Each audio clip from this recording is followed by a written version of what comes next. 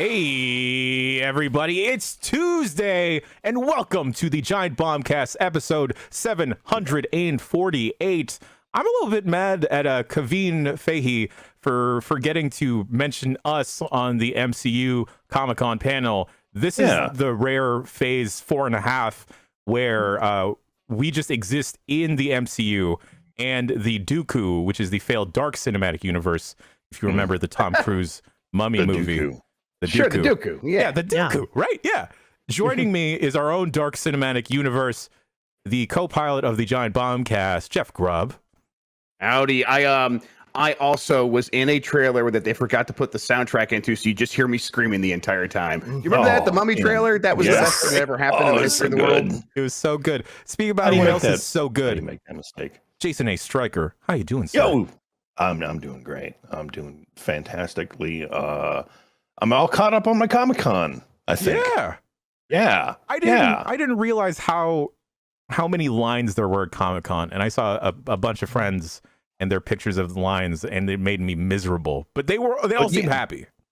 Luckily, I've been to Comic-Con once, and luckily it was as press, so I didn't have to stand in any lines. But man, holy shit! Yeah, there are some people that go there. Good lord, there are some people. Last week, week, a lot of them. Last week was Shark Week, I believe, and this week, I guess, is for at least right now, the streak is alive. It's almost like Fanbyte week on Giant Bomb. Yesterday, we had Michael Williams from Fanbyte on Game S Mornings. This week, or not this week, today on the Giant Bombcast, we have Nerium, also from Fanbyte.com. Welcome. How you doing, friend? Hello. I'm good. It's wild. I'm nervous a little bit, but it's good to be on here. On the only shark fact about me, if we want to keep talking about kind of keep with that theme rolling, is that I always really wanted the shark Neopet, but it was always out of stock. Oh yeah, same. Yeah, too many people were picking up sharks. Yeah, that was me. I'm sorry. Okay. Well, now I know whose account to hack. I've got Can you just sell the NFT? I don't know how Neopets ever worked. Could you have, if you wanted to give your shark Neopet to Nerium? Is that possible? Does you have to exchange money? Do you have to meet somewhere? Do you have to meet? There's a lot of money involved. First and foremost. But we need to be on good terms. We just met. We'll see. By the end of this podcast, we'll see if we can. I need to make sure that they're going to a good home. That's true. Okay, I would. I've got 2 cats here. I know how to take care of an animal. Okay. All right. Okay. Yeah. Okay. Shark. Or cat. Yeah. Or the 2 cats taking care of you. No, it's definitely me taking care of those 2, especially lately. One of them, little Ramba, was having seizures last week. It was really scary. Oh, no. He's fine, to be clear. The vet was like, no, he's fine. I think he was just really, really stressed out about all the fireworks because of 4th of July. I finally caught up with him. Yeah. Same. Yeah. God, there was this poor dog that kept barking from like 7 p.m. to 1 a.m. No. Just because the fireworks just kept going off. Oh, and then that sucks. I would get hyped about the fireworks, and then I'd hear the dog, and I get incredibly sad. Yeah. But you know what? You can still get incredibly hyped about and not get sad about. You can get hyped about 7 new T-shirts. Holy shit! Look at this shirt. Whoa, he's wearing it. Look at that. Audio listeners, you can't look at the shirt, but you can look at an article that Rory's but you can feel the shirt in Jan's voice, right? It's so good. Wow. It's so good. Folks can't see it right now, and you can't see it right now, but I'm not wearing any pants right now. Oh. Jan's is feeling himself, literally. On the store. Why would you wear them? Exactly. You want a shirt. That's what we sell. From here on out, the only thing I'll ever wear, maybe just the long shirt, is just Giant Bomb shirts, because we got 7 of them hitting the store soon. And hey, you can get 10% off your total pre-shipping with the code GIANTBOMB10% if you are a premium subscriber. You hooligans. I was going to call them dirty, but they're not dirty. They're just attractive. I'll do it. You're dirty. Use this premium code. Their shirts are dirty. Cover your filth up. They should be hitting store.giantbomb.com later. Rory's going to be typing up an article, a bunch of fun pictures. But this is like legitimately, and no cap, as the children say, this is a nice shirt. It's a nice quality shirt. My partner almost took it away from me. I was like, no, this is mine. No. Oh, yeah. Oh, wow. Yeah, Yeah, that's how you know it's actually legit good, is if someone immediately was like, well, maybe that was mine, actually. Yeah, that's why she's not working behind me today. She was like, fuck you and your shirts. I'm going to go make my own shirt then. How's everyone doing? Real good. Yeah. Real good. Yeah. Good. Yeah. It's gotten cooler over here, which is nice. Same. By cooler, is it still triple digits for you? It's not been triple. I live in Fargo, North Dakota. Fargo. Okay. Yeah. Like the movie? Oh, yeah. Whoa. Oh yeah, John. You know what? We love it up here. We got all that. Oh stuff. yeah, It's just hey a there. grand old time. I love having all these good old people over here, and then we just deal with the weather and things. Oh, capitalism makes us make tragic mistakes, and then we murder people. It's Wait, was that the moral of that movie?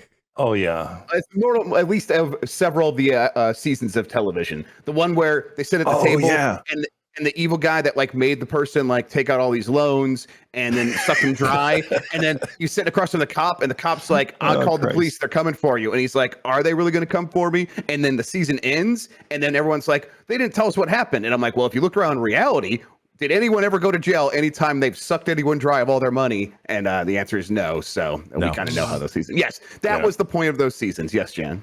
It was about my grandfather. Oh, yep, that's right. Okay. Well, glad to keep it in the family. How about we talk about some video games? Yes, please. Oh, it's super low.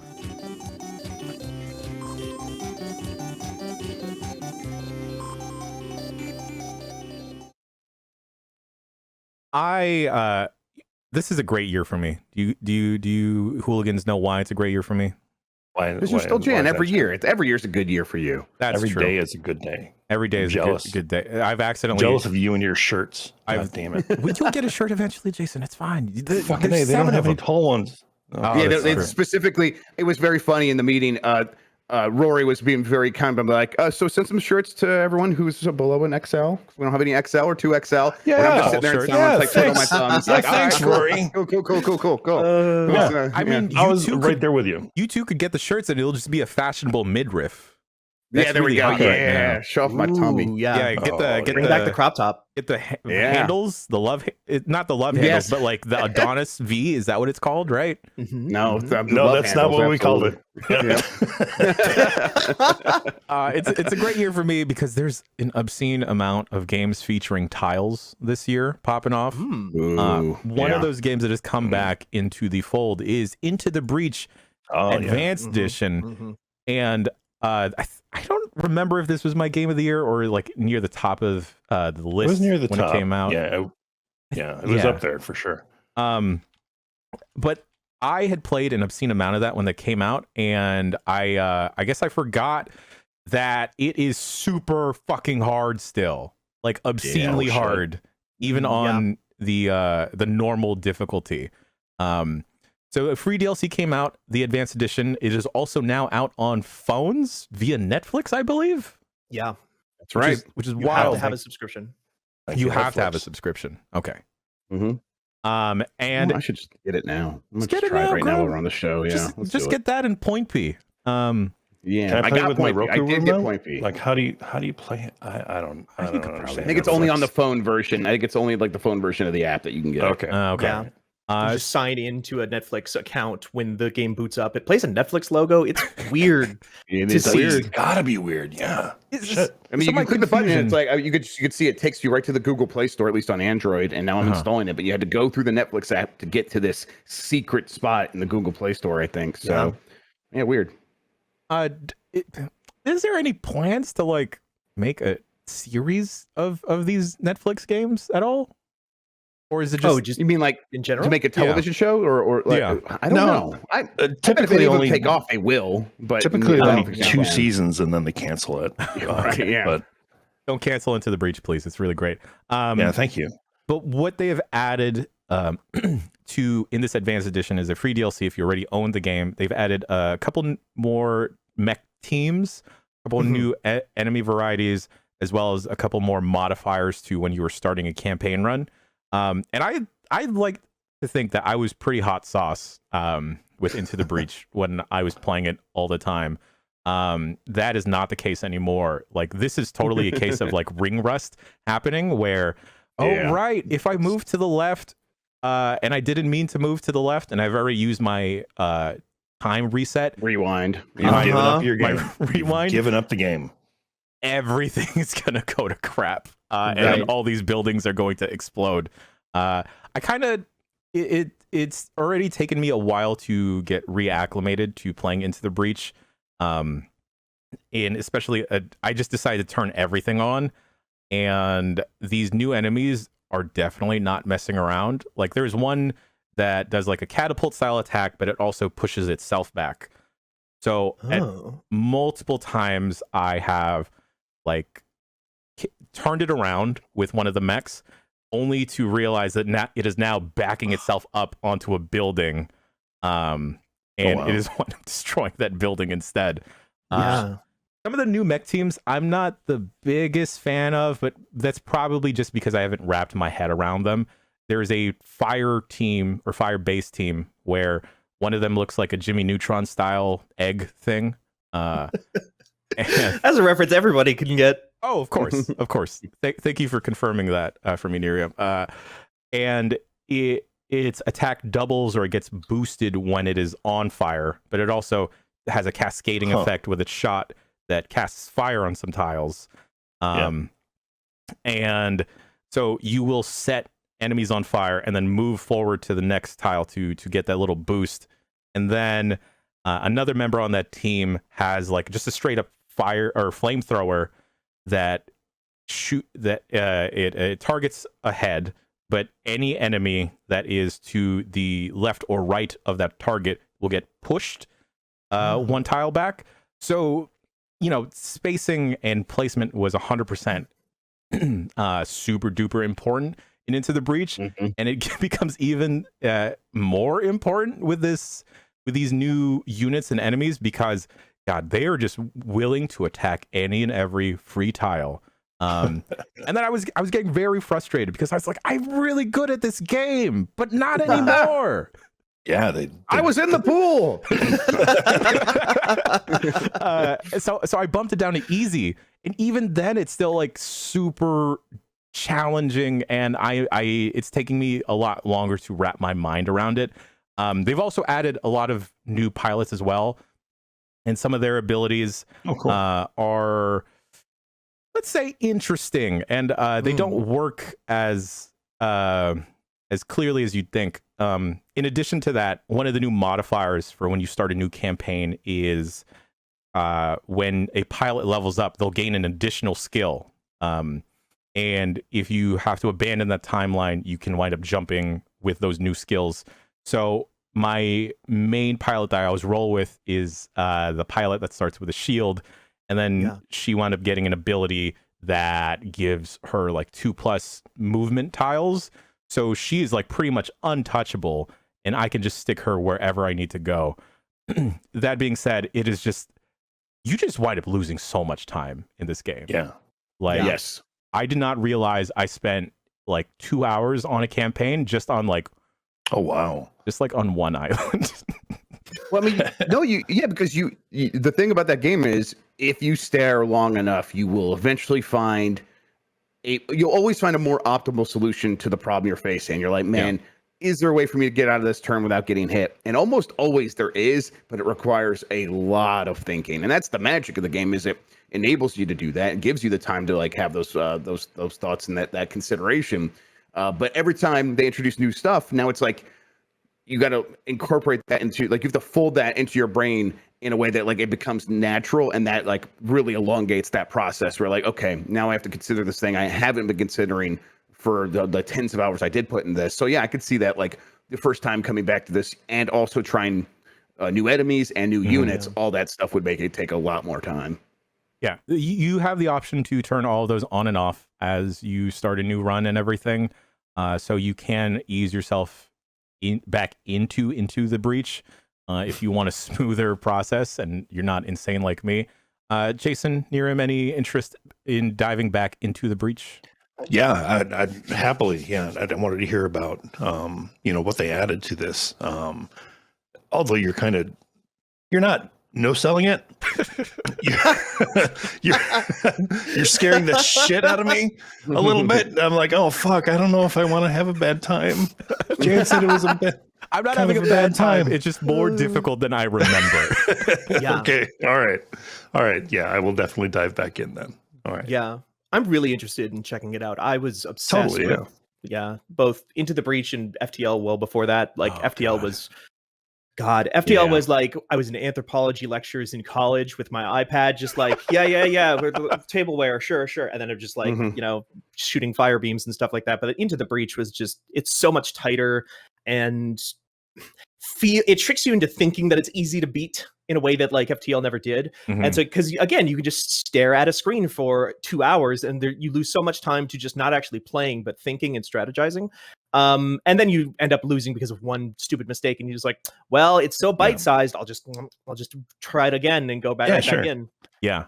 And that's the other thing, besides it being deceptively easy, is that it is just the biggest time vacuum for me, and just staring at the screen. And then like my partner will look over and she'll be like, are you still playing that same game? And then she'll squint more. It's like, you've been looking at this for half an hour. And then like nice. Just like how they handle the undo stuff is really well. So, you can pretty much undo almost relatively everything until you make an attack. So I'm just like poking and prodding. I'm trying to get my Queen's Gambit on, and just like stare at the screen and just wait till a solution unfolds before me. But man, another Netflix game. Oh yeah, there we go. Put Anya Taylor-Joy in Into the Breach, please. There you go. And then I'll never stop put playing. Her in most games, actually. You can put her in most games. That'd be pretty good. Yeah. I'll hit what myself. What other pilot abilities be? Just drugs. Just drugs. Yeah, you hit like a stim pack, and it's just like, I got 3 more actions this turn. And then you surprisingly start speaking Spanish, because she can do that apparently on top of everything else. Anyway, I'll stop talking about. I think she is from Argentina, right? So yeah, yes, sorry. Yes. We don't Shouts out to Christian. Taylor-Joy. Yes, shout out to Christian. Yeah. I'll stop talking about Anya Taylor-Joy, because otherwise I won't stop. Anyway, Rub, you've been checking out a certain person as well as me checking out Anya Taylor-Joy all the time. Yeah, Agent 47. Is that where we're going with this? Yeah. Oh yeah. Another famed musician. Yeah, absolutely. He is an incredible singer, incredible performer, incredible actor, art, incredible actor and model. Yeah. I tried out Ambrose Island this morning, right before the show. I kind of got in there and I poked around the island. I'm only barely aware of the targets and things I'm supposed to be doing. I'm just trying to kind of get the lay of the land and sort of get the vibe of, what is this DLC island compared to other levels? Like, I've done like a ranking of the levels before, and I want to kind of see, where does this fit in? And already it's like doing a lot of the stuff I really like in a Hitman level. It's a tropical island. I think it's off like the coast of India, I believe. And it's in that tropical setting works really well, but it's very jungly. But there's also this village, and in the village there's a ton of people, and you could go into all their houses. And when you go in their houses, you are sneaking, like you're breaking in there. So it's like it's also dangerous, and that makes me want to go in there even more and see the stuff I could steal and use. And then you go a little bit further into the village, and there's people gambling. There's people out like playing cards in one room, and then out in this like courtyard, they're doing the slap game that you would see on like bad parts of the internet, where the slap guys game? are just like holding on the what? The tortillas, or no, you just like holding all the things on the table, and the one guy slaps the other guy, and then if he doesn't knock out, if he doesn't pass out, then I don't know. Is there another name for that? I would just call it the slap game. Maybe I never participated personally. Yeah, exactly. I want to see the tortilla game now. Shit. It was very funny because I'm like going in, I see there's like a projector, and they're watching like a movie or something. But then I hear this like big crack behind me. I'm like, what the hell? And I turn around, my character around, and I see like, wait, they're just slapping each other. Oh, they're doing the slap game. And so like there's like a lot of fun stuff going on. That's kind of what you want from a Hitman thing. It's like every room you walk into, you kind of want to see you want to see these goofuses that they put into these games being goofuses. And so I'm enjoying that so far. Goofuses. Word of the day. Goofus Eye. I believe it's Goofus Eye, actually. So I don't know, but I'm like, okay, I'm ready to sort of just like keep poking around this place. We're gonna probably do something with that. We are doing something with that tomorrow, right? Yeah. So look out for that stream. I think the plan is for me to play and a couple of people to tell me to do dumb stuff. So I'm like, I'm Who ready on to play more staff Hitman. Who could that be? Who could dumb that shit? be? Let's see. But it's very good so far. Are you a pragmatic Hitman, Grub? Or are you a chaotic Hitman? I can like scale up and down. My natural disposition is pretty pragmatic. I like getting in there and solving the problems. I like doing it in ways that's like variations on what they give you. I will after I sort of solve it on my own terms, I will then go through and do all of like the ways they've set it up, like all the go through all the clues and get all the stuff they basically are telling you to do and solve it in their ways. But I like kind of just being a little bit creative. And then once that happens, once I get like the mastery up of the level, that's when I'll just goof off and try all kinds of different stuff and let chaos happen. Yeah. Just embrace the chaos. Just embrace it. Exactly. I'm into the chaos when it comes to Hitman. Absolutely. And it just comes down to like, is it a fun playground? Any of these levels? This one seems like it's really nailing all that stuff. Nice. Have you seen any like really good executions, like story driven ones? So for Ambrose Island, I haven't like done any of the story based like the ones the game sets up for you. I haven't gotten that far because it's like literally just came out today. Oh, okay. But it does seem like you walk 5 feet at the beginning and you start overhearing conversations immediately, and they start talking about like all the things that these people like and the things that they do.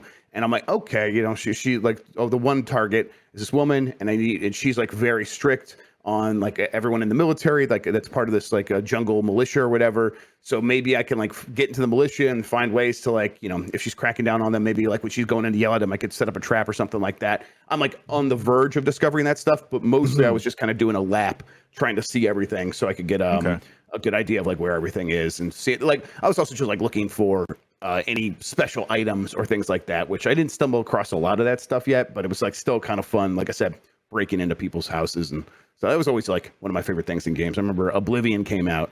I was like, you could just break into people's houses and steal stuff, and then I could go sell it, and then you'd stumble across the Thieves Guild thing. And I'm like, yeah, it's one of my favorite things to do in a game. So I could never do it because like real life anxiety kicks in of like, I shouldn't be here. Like I can't do this. That's the thing. I like because that anxiety would murder me in real life, but in this game. I'm like, okay, yeah, this is a high I can't feel in real life. Yeah. Like I'm the worst playing real GTA. Like most of the time, like I'll just stay in like the actual flow of traffic and not go into oncoming. Stop at red lights and shit. The only I always loved that. Oh no, go ahead. I was just gonna say I always loved that about Sleeping Dogs, that they had like those two different XP bars, one for like causing chaos and one for just like you obey the traffic laws. It's great. Now you can like beat people up better. If I could use blinkers in GTA, like I 100% would. You guys should play that the role playing Grand Theft Auto thing then, because like I have 100% thought of like popping into a role playing server, but I think I would lose make our own everything. Oh yeah, we could do that. We could do that. Huh? Just do it. Yeah, it'd be fun. Just like the problem is like I think immediately Dan Reichert would want to be the cop. And like having him be the cop, that would just be like this stifling, oppressive presence that would ruin everything. So yeah, he would have to be. That's what I foresee. He would have to be like a 1920s like West Side Story type of cop. Yes. Like I would need Dan to wear a trench coat and like a fedora while he's playing. Right. Yeah. A good noir, perhaps. Nerium, what you been playing? I've been playing a ton of stuff, Jan. I think like one of the biggest things I've been playing just a ton of is I'm back on like that No Man's Sky grind. Oh, they got you. Oh, cool. Wow. They get me every new update. They get me for at least a couple weeks usually. And they just had a new update. They just had the big freighter update. Endurance is what it's called, which is a little bit. It's honestly not as flashy as some of the other really big updates that they've done, which is surprising to me because it's their 20th named update they've done since they launched in 2016. But it's really just nuts and bolts, like, which is perfect for me because like anybody who saw me on like Arcade Pit knows that like my expertise does not lie in skill-based games, but like the mental game. I love numbers and sending out things to go gather resources for me and build a better machine. And this is what this whole update is all about. Is you've had capital ships in No Man's Sky for a very long time, but the Endurance update basically turns those capital ships into like entire mobile bases with crew that is walking around and they have thoughts and you can talk to them and they will run machines for you. You can like start a hydroponics farm. What? It's It's like if you tomatoes, Jan. Jesus. Tomatoes. Got it. Might be. Right. Listen, I mean, I've been selling Geknip on the outlaw markets in there. You know, you can grow some stuff. Incredible. Excuse me. Yeah, it's one of the, don't worry about it. Like there's outlaw systems in the past update.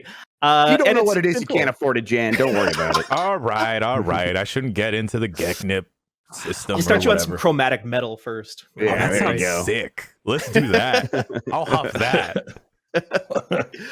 And yeah, there's a new expedition coming out here pretty soon, which it's been taking them a couple days to get to, but those are really, to me these days, the meat and potatoes of No Man's Sky at this point, which are like these time limited events that run for 6 weeks, and if you start a new save during those 6 weeks, you can choose to start as an expedition. Where it is a completely unique introduction to the game, completely unique story missions. Normally if you start No Man's Sky, it's like you wake up on a planet, your ship is broken, whatever. It skips all of that stuff and instead puts you towards like, they had one that was like when they added sandworms to the game or really beefed them up, there was like one where you were being hunted by a sandworm worshipping cult and you were like hunting sandworms across planets. And How's the first time I'm hearing about this stuff? This sounds incredible. I didn't know that. I mean, I knew about the sandworms, but the expeditions that sort of like. So my understanding from what you're explaining here is it sounds like it presents all of the new cool stuff in a very compact way a little bit. Is that what it is? 100%. So when you go with the expedition, you're free to go do what No Man's Sky has always been. That's kind of how it works. It converts to after you finish an expedition, it converts to a normal save, and like all the normal story missions reappear. But you get to keep all the stuff that you unlocked. So it's like you got a really, really good ship as part of this story mission, and so you just have a head start ahead of everybody.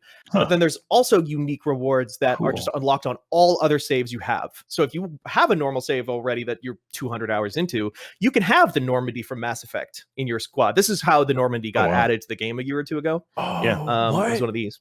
Yeah. No. It was a limited time event. They brought it back once. They haven't brought it back since yet. I didn't get it. I was a fool, and I didn't think like, this seems cool, I guess. And now that I'm like deep into No Man's Sky, I'm like, wish I had that frigate or that frigate. Instead, I have a big giant like frigate. Yeah. The most recent one that they did of these was like a roguelike mode. And at the end, where if you died, you have to restart the entire expedition over again. But certain characters live outside of time in that universe. So they would remember everything you did in your previous life. And they'd be like, hey, you're back again, aren't you? All right, here's a cool gun. Have fun. And at the end, you got a big squid frigate that could join your capital fleet. Wow, I have no idea what No Man's Sky is at all anymore. I want to go back to it. Like Jan, Jason, is there any like risk of you guys getting back into No Man's Sky anytime soon? There's always that risk. Yeah, right. Like, with each new update, because it kind of resurfaces, you know, and they it's so amazing to me like how much they've added and how much they've changed. Since its inception, even, man, it sounds so cool. It really does. Yeah, it's like I remember it just being like the biggest deflating balloon when No Man's Sky came out. But they have they have made so good on like those initial promises and over delivered since then. And they charged for anything other than like the initial like game fee? Not a single thing. No. Wow. No expansions, no microtransactions, nothing. Jeez. Now, it is a small game that has had huge sales success. Yeah. So they have a lot of money in the bank. So it's like I think there's a part of them that feels like they are like we could deliver everything we wanted to do based on what we are making from just selling the game. And every time we put out a new update, sales spike. So it almost is like we're charging for DLC in a certain way. So anytime they put out one of these updates, they always put it on sale for half off. And if you look at the Steam charts, top sellers, it's always in the top 10 during one of these updates. And you think at a certain point, like anybody who's interested in No Man's Sky would have pulled the trigger by now, but Right. maybe they're just waiting for that one named update that adds the thing that they want. Like, I want a romance system, or whatever it happens to be. I mean, you always catch people like at various times. Like it's very easy to be like ships passing in the night a lot of times with games because I was just super into Destiny for years, and now I'm like over it, and now I'm like looking for something. Oh yeah, No Man's Sky. I always wanted to check that, but I was always playing Destiny. It's that kind of thing. Right. Eventually, people just are in the right place for this game, I think, and they keep rotating it into the conversation with updates. They capitalize on that. It's a smart maneuver. Yeah, it's great. What else have you been checking out? So I got somebody, I think it was during the pre-show, mentioned my coworker Michael Hyam, I think. So I do have that fool. Yeah, former employee of some other website, I don't know, who now works over at my place of employment, and he's been playing a game called AI: The Somnium Files nirvanA Initiative. Okay. That is a title. It's even worse than that, Jan, because nirvanA Initiative is lowercase n, but then the last letter of the word is uppercase A, and then the first letter of initiative is an uppercase I, so it's AI again. I'm just gonna copy and paste this joint. Okay, here's what I want, Nerium. I want you to convince Jan Ochoa to play this game. Do not, because this is. I saw Chaim over the weekend, and like with just looking at him, I was thinking like, I should play the Somnium. Something's different about this man. He's not only a year older. They got him. They got him. What the fuck are they doing to him over there?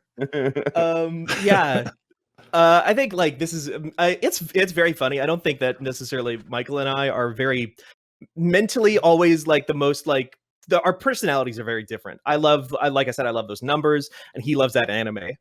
But I also love that anime sometimes, and that's what AI: The Somnium Files is. It's a very, very anime murder mystery visual novel game from the creative director, I believe, of the Zero Escape games. So 999, Virtue's Last Reward, all that stuff. Okay. Yep. You just sold Jan. I just sold on Jan. top of being super curious about No Man's Sky, I've always been curious about those games as well. Oh man, I don't have enough time to do all this stuff. They're long too. Like you hear visual novel and you think, well, I'll just burn through it in a weekend or whatever. No, they're like, especially this one, which has a lot more puzzle elements to it. And especially the Zero Escape and this creator's game. I forget his name. I'm so sorry. They are meant to be in a lot of these visual novels. You know, if you play like a dating sim, it's like, oh, I'm going to replay the game to date this person, and then I'm going to go on a different route to date this person. These games are all designed, and AI is the same way, where you are supposed to play all the way through a route, and then immediately like rewind up to like a certain point in the branch, and then play through another route, and then the two routes start converging and talking to each other in various ways that like influence the plot, and sometimes characters are aware of and sometimes they are not. So you have to play through like absolutely everything to get to the end of one of these games. So they end up being really meaty. Oh no. But they're very funny. They're very like cool. What is this on Nerium? He's already resigned to the fact that he's going to be playing this. I believe I've been playing it on Steam Deck. Oh no! It's so easy now, Jan. It's so easy. Nail in the coffin. God. I'm never inviting you back to the Bombcast. I'm so sorry. I found your Geknip. I have to apologize. Oh, catnip. I get it. Yeah, there you go. This is basically just got there, everybody. isn't it? All right. Mm-hmm. Yeah. Jason, sir, have you been checking anything out, revisiting anything lately? Yeah, bits and pieces here and there. Like honestly, it's still dicking around with the old Steam Deck. Having fun with that, committing cyber crimes. Finally, we are Get the EMU deck all set up, and yes, is that where you went? Yeah, absolutely. It keeps getting better. It keeps getting better. I set up retroachievements.org on there, and the holy host shit! Actually, sorry, one of my computers pooped the bed, and we lost sound and video for a baby's minute. Back to the show. Oh, I love it. Okay, all right. I'll check that out. But, I've been spending a lot more time with my family because of my Steam Deck. I'm not holed up in my office anymore. You what? We're good? Sorry. Yeah, stuff broke for a second. Is it working now? Yeah. I don't know. I can hear you. We're back. We're back. We're back. Okay. Cool. Yeah, you sound fine. But yeah, I've been spending more time with my family. I recognize their faces now. That's interesting. Yeah, their you get voices achievement even. for that? Yeah, I don't think so. No, nothing's been popping up, but I don't know. I don't know. They seem all right.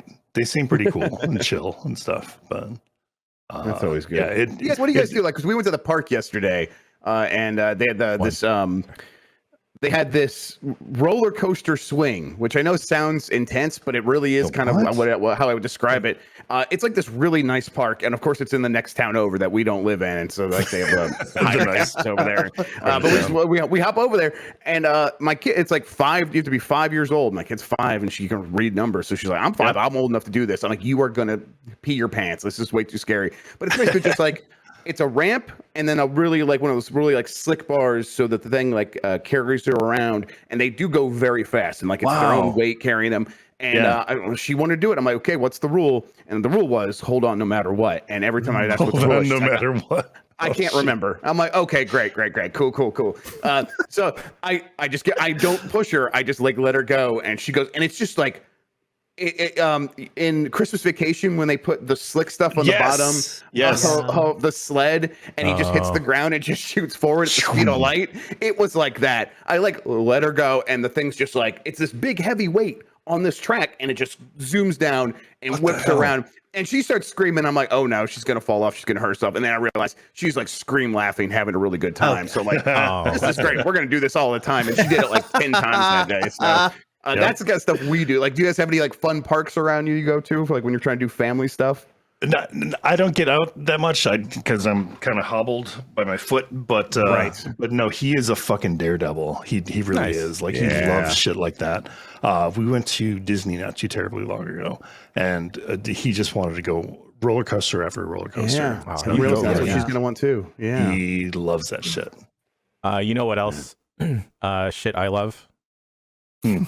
Live Alive. I'm not going to call this game of the week because I don't know if anyone else has been playing it, but holy smokes, is this ticking off all of my boxes, and I hate it because there's other stuff I want to play this week, and Nerium just introduced this nirvanA Geknip stuff to me, and I just want to huff that all the time. Oh God, that Steam Deck will get you. It has. Is it Live Alive? According to the Nintendo Direct, it was Live Alive. So okay. There is a quick look now up on the site. Grub and I checked out one of the first chapters of the Wild West timeline there. And if you're not familiar with Live Alive, it is a remake, kind of remaster of an old JRPG from back in the day that I don't believe got released in the US. That's correct. Not at all. And you have the choice of picking between several different timelines or protagonists, and all these protagonists, they range in how you play the game. My favorite so far is the MMA fighter because it is just like a one-on-one tactics style match against an opponent, and the presentation of all of these chapters is so drastically different in between. Because the MMA fighter portion starts with like a character select screen, and I was terribly confused of like, wait, is my little 8-bit figure dude gonna fight this giant? And yeah, you wind up fighting like a Hulk Hogan adjacent type of character. But the cool thing is with this specific character protagonist is if you bait your enemy into hitting you with an attack, you wind up learning that attack back. So if you get hit with a German suplex, you now know how to do a German suplex. And that comes into play because the other people you're supposed to fight as that character, they have their weaknesses to different types of attacks. So the one of them is weak to grapples. So if you've kind of like Mega Man'd the right order, you can just rinse through these bosses with a character. Like I wound up learning a Frankensteiner that I used on an old Asian man, and I'd never felt more satisfaction in my life. And then like one of the characters I was super scared of was this woman that practiced Muay Thai, and then I was like, oh, she's weak to grapples, I'll just German suplex her, and then I instantly won, and it was amazing. Oh, awesome! Oh my God. A real wrestler should use this gimmick. Any move that gets used against them, they can do that move. Like and maybe like wears off or something, but for the rest of the match, they can like do that move. Yeah, like it'd be very cool. I don't know. Yeah, it's wrestling. That makes perfect sense to me. Jan, I'm like, my worry about this game is the anthology-ness of it, where I'm going to get so into the one thing, and then it's going to be over, and now I got to start over from scratch in another thing, and I'm not carrying forth any of the like meta growth that carries you forward in other RPGs and other games, where it's like I built up this character, and I can keep building them up. Even if I'm going to a new place, I can keep building them up. Like, it's like we're starting over with a whole other character. How is that working for you? So I don't want to spoil anything because this is a very story-driven game. It is very linear in your progression through it, minus choosing your opponent order, or in some of the chapters, like deciding how to do certain activities is up to the player. But I had the same problem with 13 Sentinels, and where I would get very invested in a character's growth and their storyline, their specific tree. But then, and I would get upset that I'd have to carry on with a different character because my progression would get locked. But what Live Alive does, similar to 13 Sentinels, is that, yes, it's kind of like a slow start, but a lot of these chapters are fairly short or digestible, where, okay, we're done with that, I guess, so we can just keep progressing on with everyone else. And they do a good thing where the writing is done incredibly well, and visually it looks stunning, that I wind up being enraptured in each of these new chapters that I'm trying out. And because the gameplay is different from timeline to timeline to timeline, it feels fresh, at least. Where when I do revisit a chapter or a specific protagonist that I enjoy, it's like, oh, okay, cool. Like those are these systems. I'm ready to go back into this.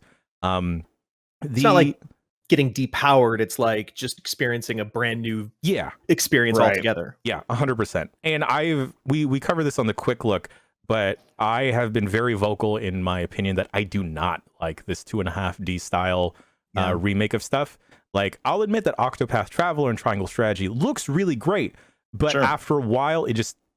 There's a little fatigue there. Yeah. Exactly. Yeah. 100% so much fatigue in that. But I don't know what it is here. Maybe it's because there's more animation or more mixed media in terms of, like, playing around with not just tilt shift, but let's introduce some actual 3D models on top of the 2D sprites. It just hits here. It just looks so good. Someone mentioned in the comments of the quick look, perhaps it's because this game uses less bloom than Octopath Traveler did. There's like less of that. Like, there's less camera optical effects overall. Not even just bloom. Like, there's a lot of less of that stuff. I think that's what I would say. They're more judicious. They are more confident what they're doing visually. That they don't feel like they need to throw every trick at the screen. And that's noticeable. And I think it's legit what you're talking about with the fatiguing. And why this is less fatiguing. Yeah. It's like the Marvel thing, like you just mush over everything on the screen because everything looks kind of bad. So somebody just applies a visual filter to make everything blurry, and then it just like everything looks the same. Yeah. And I think, like, on that same tip, that's why a show like WandaVision hit so hard, because visually it was so different than everything else, even though it's playing within the same tool set. If you're at all interested in Live Alive, there is a demo out with a couple of the protagonists. And your progress does carry over if you purchase the full game. I'm not so sold on some of the characters, but I'm plugging through because I'm just enjoying the story so much. And then there's been genuine moments where I'm like, this is a pretty game. And it's not like, it's not next gen graphics, or there's like no ray tracing happening. I'm just playing this on my Switch and I'm just watching this. I'm like, damn, this is great. And Mento mentions in the chat that never mind. This you see this, and you see the DNA in so many other JRPGs throughout time that have come after this. Chrono Trigger is like a very specifically something that was like pulling from this game. Yes. 100%. And that's Live Alive. I mentioned this during the quick look, but I kind of want to write something about this because it's hitting on a different level. I also don't know how to write something about this, but we'll get to it. Hey, listen, I get, as someone who's written a lot of reviews, neither do I. You just stare at that blank page for a while and hope something happens. Nobody knows the difference because they can't write any better than you can. Exactly. Fantastic. It's all a lie. Take that, my broadcast writing professor that ruined my confidence. For real. Yes, eat shit. They're not a nice person. Never mind. They can't Eat shit. I said it. I said what I said. Jan, I asked for a code for Live Alive, but if I don't get it, I'm gonna buy this thing tonight. So I'm gonna start playing for real. There you go. I really enjoyed the demo. I'm getting into this. I'm not a huge RPG guy, and yet this one seems like it's doing enough for me that I'm gonna be into it. So and it continues my year of the tiles because in the combat it is all tile based. So your boy is happy. It's like I walked into it's like I walked into aisle 27 of my local Home Depot, and then I'm just running my fingers through all the tiles. And then the attendant gets really mad at me and says, like, you got to stop doing this every other Friday, sir. It's July. Jan, real quick, do you like posthumously declare that segment game of the week, or did you have another game of the week in there? I have a different segment, and we'll just call this segment of the week. Yes, there it is. Where normally I like game of the week to be like multiple people are playing the same game. Agreed. Yes. But it's July. Game of the year is happening in about 5 to 6-ish months. Right? Oh Christ! Oh God, I've got anxiety already. Jesus. I'm naive and excited. It seems like a good time. From the outside, I can't wait. Yeah, even if you remove like the argument my part, soul. finding 10 games, especially this year. I mean, maybe you'll get into this, Jen. Yeah, but I just wanted to go around the virtual square, the circle here, and if everyone would be comfortable sharing their top 3 games, no particular order, and then afterwards we'll kind of touch base on like what is something that you want to revisit, something that's like in the back of your head of like I should really check that out. I will go first. So my top 3 of the year so far is Tunic, Citizen Sleeper, which is a visual novel game, and the Pokemon one, Pokemon Legends Arceus. Yes, man, good answer. I forgot about that, and that might actually be on my list. That was this year. I had January. That same thought, and then I checked the release this year, and yeah, sure enough, Pokemon was out this year, and there's another one coming out later this year. Yes, there Scarlet is. And Violet. Yep. Jesus yes, Christ. They are. Yep. Jeff Grubb, what are your top 3 in no particular order of the year so far? Yeah. I mean, Elden Ring goes without saying a little bit, so I'm gonna cheat a little bit and just go ahead and say Neon White, Mario Strikers, and Vampire Survivors. I know the surprising one there is probably Mario Strikers. Yeah. For me, it's like I get everyone's complaint. It's a very easy one to feel like I bought this for $60 and now I'm not doing anything with it. I get that. But when I went and I discovered Mario Strikers for the most part years later by going back to GameCube, going back to Dolphin, literally like doing network play and playing it with like Mike and stuff. And I'm like, and so when I got this version of it, I'm like, this is just that again. And it's like easier to play online. And I if it could be fun for a couple of hours each time we pick it up every couple of weeks, it's kind of all I need from it. And it is very solid in terms of its soccer mechanics. I really like the way it works. And so, it's really hitting for me, but it's probably going to be like by the end of this year, I imagine it's probably not going to be in the top 5 anymore, but still I'm glad it's on my list right now. I'm glad it hit for me, even though I completely understand all the complaints with it. Jason, sir. Tunic is definitely up there. That one really, I don't want to say it took me by surprise, but the way that it just kind of went took me by surprise. I had been anticipating it, I've seen it at shows for fucking years now. And I just thought it was going to be a Zelda clone of some sort, but the way that it wove into some like Fez style shit really took me by surprise, and I that's why it's up there for me. Elden Ring, of course, is just a fucking that's a no-brainer, I think. But other than that, I haven't delved too deep into anything else. I I do the crunch usually at the end of the year, I guess, but I'm not quite there yet. So Okay. I don't have a third one, but yeah, those two are definitely up there for me. Nerium, what's percolating in terms of the top 3 over for you? Yeah, I mean, like I was gonna say a minute ago, is just like I feel like every year I think to myself, not a lot came out this year, and then I look back and it's like, actually a ton came out this year. Not a lot is coming out this year. Elden Ring looms large, and it like I might cheat like Jeff, because Elden Ring is such a no-brainer. I don't think anything is going to. It maybe something will knock out my number 1, but that's pretty high up there. I have really enjoyed Monster Hunter Rise Sunbreak. Yeah, I'm a big Monster Hunter fan.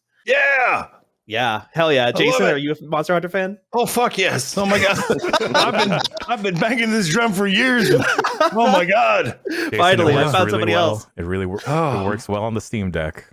It does, and that's the thing. Is like I made the jump from the Switch to the Steam Deck to the Steam version, and now that I have a Steam Deck, it's the best of both worlds. It's the high resolution graphics. It's the 60 frames a second. Oh my god! Like I thought it. Like I look back now on the Switch version, and I'm like, I remember thinking this looked really good and played really well, and it's just like no. Yep. Oh. Yep. Nuh-uh. So Sunbreak has been really good. That game is that expansion. Monster Hunter World is probably my favorite game of all time, maybe my number 2. Plus Iceborne. Rise, I feel like, is a step back in those, and I think that like Sunbreak has been very grindy since they released it, even compared to a lot of these games. But I'm still really enjoying it. Okay. And then for a third game, probably, or third or fourth, I forget where I'm at now, but Heartspace Shipbreaker is pretty high up there for me. Oh yeah. That one got it's not for me in early access, so I'm like, I haven't gone back to it since it went 1.0. But man, I'm like looking for some. I should just force myself to play that on stream so I can play it. Like hell yeah, that's what I did. I love Shipbreaker, absolutely. That's what I got to do. I just got to force myself to play something on stream, so I just play it. The danger with that is if you do something for content, it's so easy to just flush it out of your brain. It's just like, I got my value out of it for work. Bye. Yeah. Very true. Very true. All right, let's talk about dark horses or something you're curious about circling back to. I thought I had my answer here, and then I saw chat chiming in with their their picks of the year. I have not touched Sifu at all. And I forgot that Sifu came out this year. I was so ready to say Horizon Forbidden West, and it was, like, it's a very pretty game. I bounced off of it because it has too much animation and too much talking. But I really want to give it an honest shot. But then I saw folks popping in about Sifu, and I remember seeing that there was a Green Ranger mod on the Steam version. Okay. Where you can turn your Sifu into the Green Ranger, even though the Green Ranger is like the shittiest Ranger. It's really about the Red Ranger because he's the actual leader of the team. Oh, that's interesting. That's interesting because isn't the Green Ranger actually the best Ranger? And everything you just said is horseshit. He just stuck around because he had nothing else to do. He's teaming up with a bunch of teenagers right now. Anyway, but I think, and then like the Sunbreak, Nerium, you mentioning Sunbreak, and then me picking that up on the Steam Deck. That's all Master Rank shit. Like you gotta grind. That's end game content. That is some end game content. Jason, we'll throw it to you, sir. Any dark horses or anything that is like top of the priority list to circle back to? Oh, you got me thinking about Sifu because I haven't actually beat that. What I think about it is it's definitely my jam. It's definitely a Jason game. But what happened is it turned into like a score chasing kind of thing because you didn't want to go to the next level until you absolutely fucking cleared the first one. With as little damage as possible, and that's where it kind of lost me a little bit, which is super disappointing.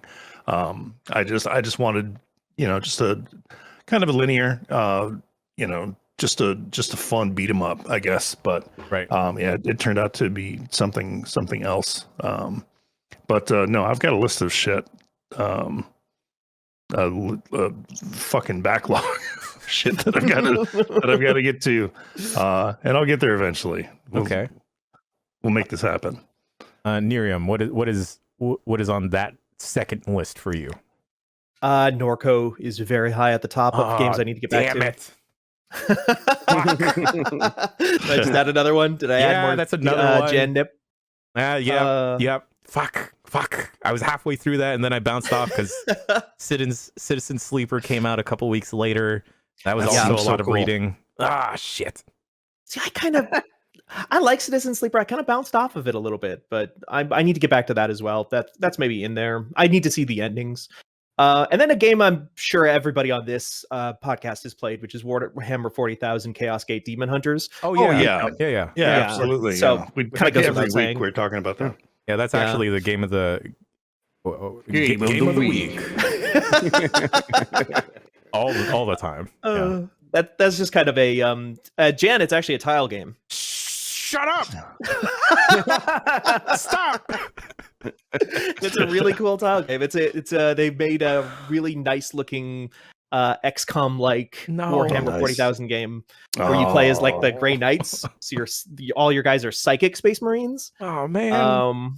But the more you use your psychic powers, you touch the warp too much, and there's like a meter.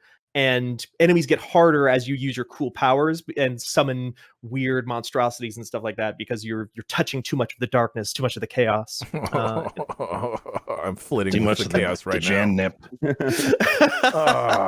Shit. And if I don't have to talk about it much, but if I can slip in one more, please, Rune Factory 5. Yeah, please. Yeah, go do it. Rune Factory 5. Rune Factory 5 for me. No, this is another thing I'm curious about.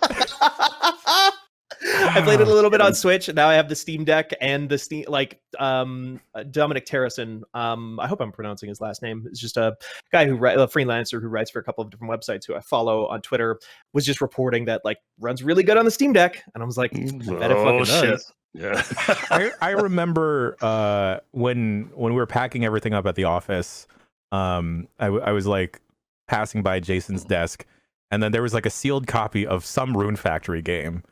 Yeah. I was looking at it. It's I don't think this is my type of jam. And then I looked at the back of the box and I was like, shit, this might be my type of jam. I have to put this down. I have to walk away from this whole building now.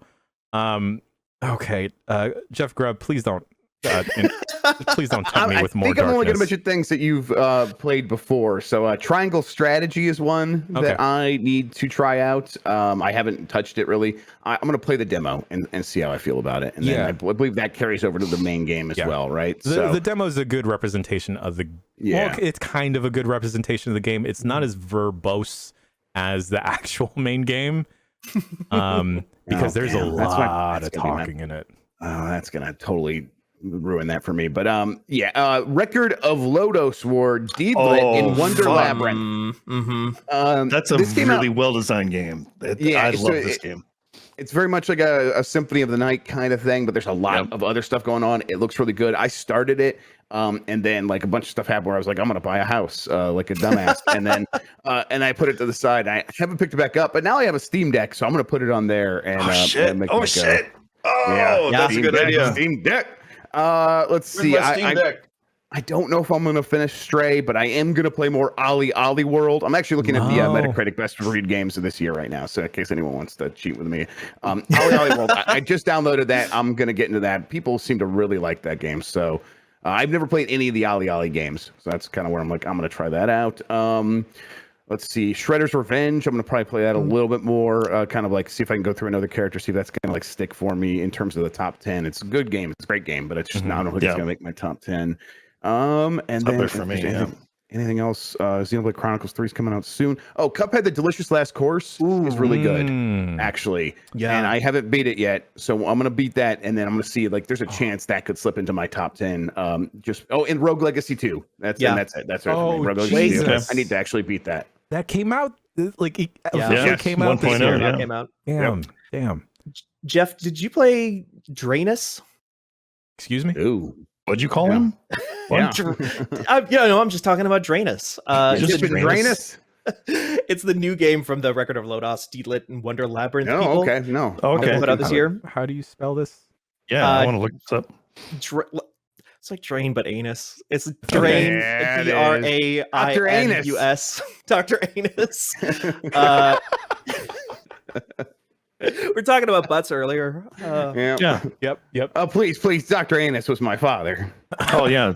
Just I've not finished butt medical school yet. A shmup? Oh wow. Yeah, it's a shmup. It's a really good, very beautiful looking shmup. And I'm not a shmup person whatsoever, but it's cool. It's got this whole like it's a shmup with a parry mechanic. Hello. Ooh, yeah, sure. Okay. Where if you are about to be hit by a bullet in the bullet hell stuff, you just press a button and there's a little meter and it drains, but you eat all those bullets that you're about to be hit with and you just launch them back as like seeker lasers back at the enemy. So it's like a lot more approachable and accessible than a lot of bullet hell things, which is I think why I was able to play it. But that's a cool one. For folks that don't know what a shmup is, it is a term for shoot 'em up. Up. Yes. Yep. Yeah. Gosh, you know what Chad has also put into my head that I need to finish, and I forgot came out this year? Kirby. Kirby, yes, same. I liked it, and then I didn't finish it. I needed to see that game through. I haven't played a minute of that, but my son beat it, and I get to watch the entire thing. And, hell yeah. That game's pretty good. I wonder if Drainus has a mouthful mode as well. Anyway. That has been video games of the year so far. I have too many things now on my Steam wish list. I'm just going to have like a 12-minute sigh after we fade to black and take a quick break. Go buy a shirt. You'll feel better. Yes, I'll go buy a shirt. Available on store.giantbomb.com soon.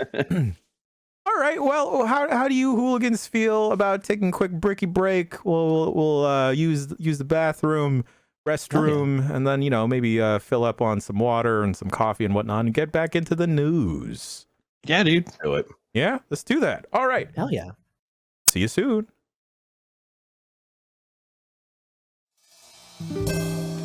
When the check engine light goes on in your car, you should generally check the engine.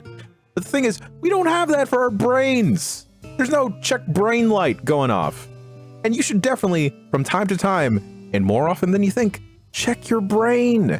There are plenty of ways to support a healthy brain. You could you could go for walks, listen to some soothing music. But hey, buddy, there's also BetterHelp online therapy. Forget the stigmas of therapy. Everyone should go to therapy. Sometimes it helps to just talk to a person that is outside of your normal circles, your work circles, familial circles, friendship circles, spiritual circles, furry circles, and just talk to someone that is there to listen. Here's the thing. Contrary to popular belief, I get a little shy sometimes, and BetterHelp is online therapy that you can do over video or over the phone in live chat therapy sessions, so you don't have to see someone face to face. And sometimes that can be part of the scare of going to therapy. And it is much, much more affordable than in-person therapy. And hey, guess what? If you're looking for someone ASAP, you can be matched with a therapist in under 48 hours. Our listeners get 10% off their first month at betterhelp.com/bombcast. That's betterhelp.com/bombcast. Check your brains, baby.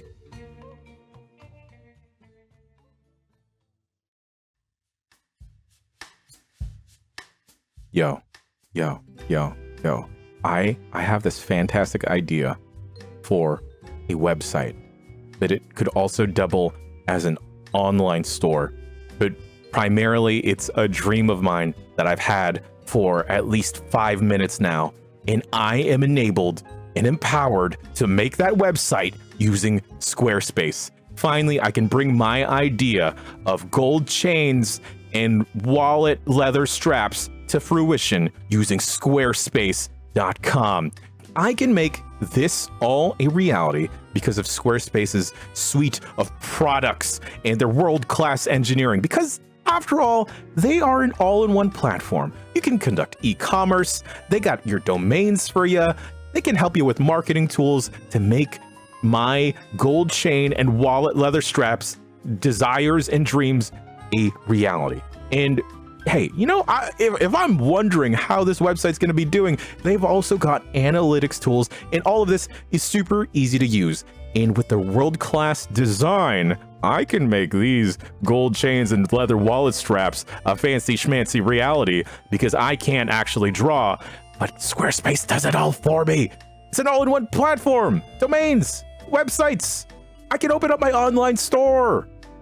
If you're trying to open up an online business, Squarespace has powerful e-commerce tools designed to help the business grow. You can sell products, gift cards, digital products, even subscriptions. Have you ever thought about a subscription to gold chains? Well, now I'm thinking about it, and now you're thinking about it. And buying domains has never been easier with Squarespace. You can use a .com, a .net, a .org, or even get even more granular and get a .art. Doesn't that sound great? Gold chains and leather wallet straps .art? I'm gonna get on that after this. And all of this is so dang easy to use for anyone. I can hand off my business, my gold chain and leather wallet strap business to my mother that is not as well versed on the internet, and then she could help showcase the work. She could publish a blog, sell all of our gold chains and leather wallet straps and other assorted wares. And hey, we can also promote the physical or online business and a bunch of other things. There's so many different types of industries that use Squarespace, from architects to bloggers, bars, clothing designers, coaches, spas, athletes, lawyers. I can get all of these people to help me with my gold chain business that I may be starting up on the side. Also, Squarespace has 24/7 award-winning customer support just in case you run into anything. And hey, you folks at home, you too can make all of your dreams and potentially even nightmares a reality if you head to squarespace.com/bombcast for a free trial. And when you're ready to launch, use offer code BOMBCAST to save 10% off your first purchase of a website or domain. Gold chains. Lovely. I actually have some breaking news, Jeff Grubb, before we get to the actual news. Okay. One, I ordered a soup last night at the mall, and Mall I said soup, yeah. Yes, what? good old mall soup. Mall soup? Mall soup. And then I said no bread bowl, because that's how they cheat you, because you don't get as much soup if you order it in a bread bowl. And then I take my bag and it's like, why is this so heavy? And then they gave me a bread bowl. Oh, shit. Okay, best of both worlds. And it's so funny because the woman at the register said, like, oh, it's fine. We don't even have bread bowls anymore. And then lo and behold, they gave me a bread bowl. It's great. They like gave you the last old bread bowl from like 3 months ago. I used to work at this establishment, and cutting these was the biggest pain in the ass. I'm sure. Because you'd have to take a little paring knife and then just like around it. Yeah. But the worst thing is never ask for a bread bowl toasted, because 3 times out of 4, actually, the cook behind the counter will be very upset about having to toast a bread bowl. So I'm just going to be eating this throughout the podcast now. Okay. Yeah. Yeah, do it. I worked at many establishments that have sold various kinds of bread for sandwiches, and all the different ways you have to cut it. It's like Subway wants you to do the angle cut. Jimmy John's, you have to you cut it, and then you have to get in there and actually tear out the top, so there's room for all the stuff, and it like closes on top and stuff like that. And then some people are like, please don't do that. I'm like, well, it's gonna be a messy effing sandwich now, brother, but whatever. The other piece of breaking news is there's a quick lookup right now for Roller Drome. I believe that is the title. Dan Reichert and Jeff Bakalar, check that out. I really want to play that game as well. It looks cool. Badass. It looks super stylish. Rip Jimmy Khan.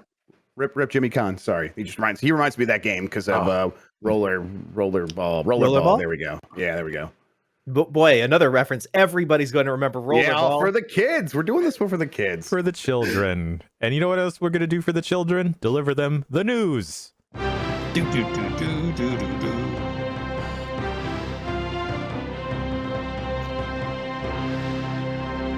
Oh, Drum's ready to I fight. have news. Yeah, I'm ready to fight the news. You watch out. Put up your dukes, news. We've changed Grub. I got a list of stuff here for you, everybody. We can hop right in here with this one. Thanks to the chat for helping pointing this one out since I came in a little bit hot this morning. Eidos Montreal founder Stéphane Deyastu, I'm going to go with that, like barely French pronunciation there, reflects on why Square Enix sold its Western studios. Deyastu was surprised by the price tag that Eidos Montreal got when they were sold, but he was the original founder of the studio, and he talked to, I think, GameIndustry.biz. Yes, he says, it was a trajectory that could be predicted. I left because things were missing at head office. Eidos had a great tradition of development teams, but they don't have a superior knowledge of how to sell their games, and that was quite clear. You could look at all their great games that Eidos did, and apart from Tomb Raider back then, that was a whole different era. The Hitmans and all those could have been a 6, 7, 8 million unit project. But Deus Ex could have been that as well. We hit good numbers, don't get me wrong, but I always felt that the way to sell the games that Eidos used were so traditional and conventional that it wasn't innovative, and it was always underselling the quality of the games.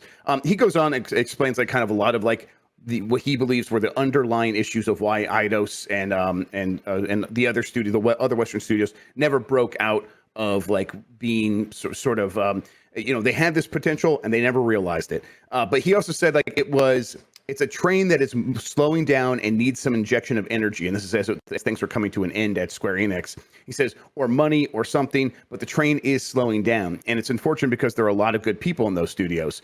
And if I read between the lines, Square Enix Japan was not as committed as we hoped initially.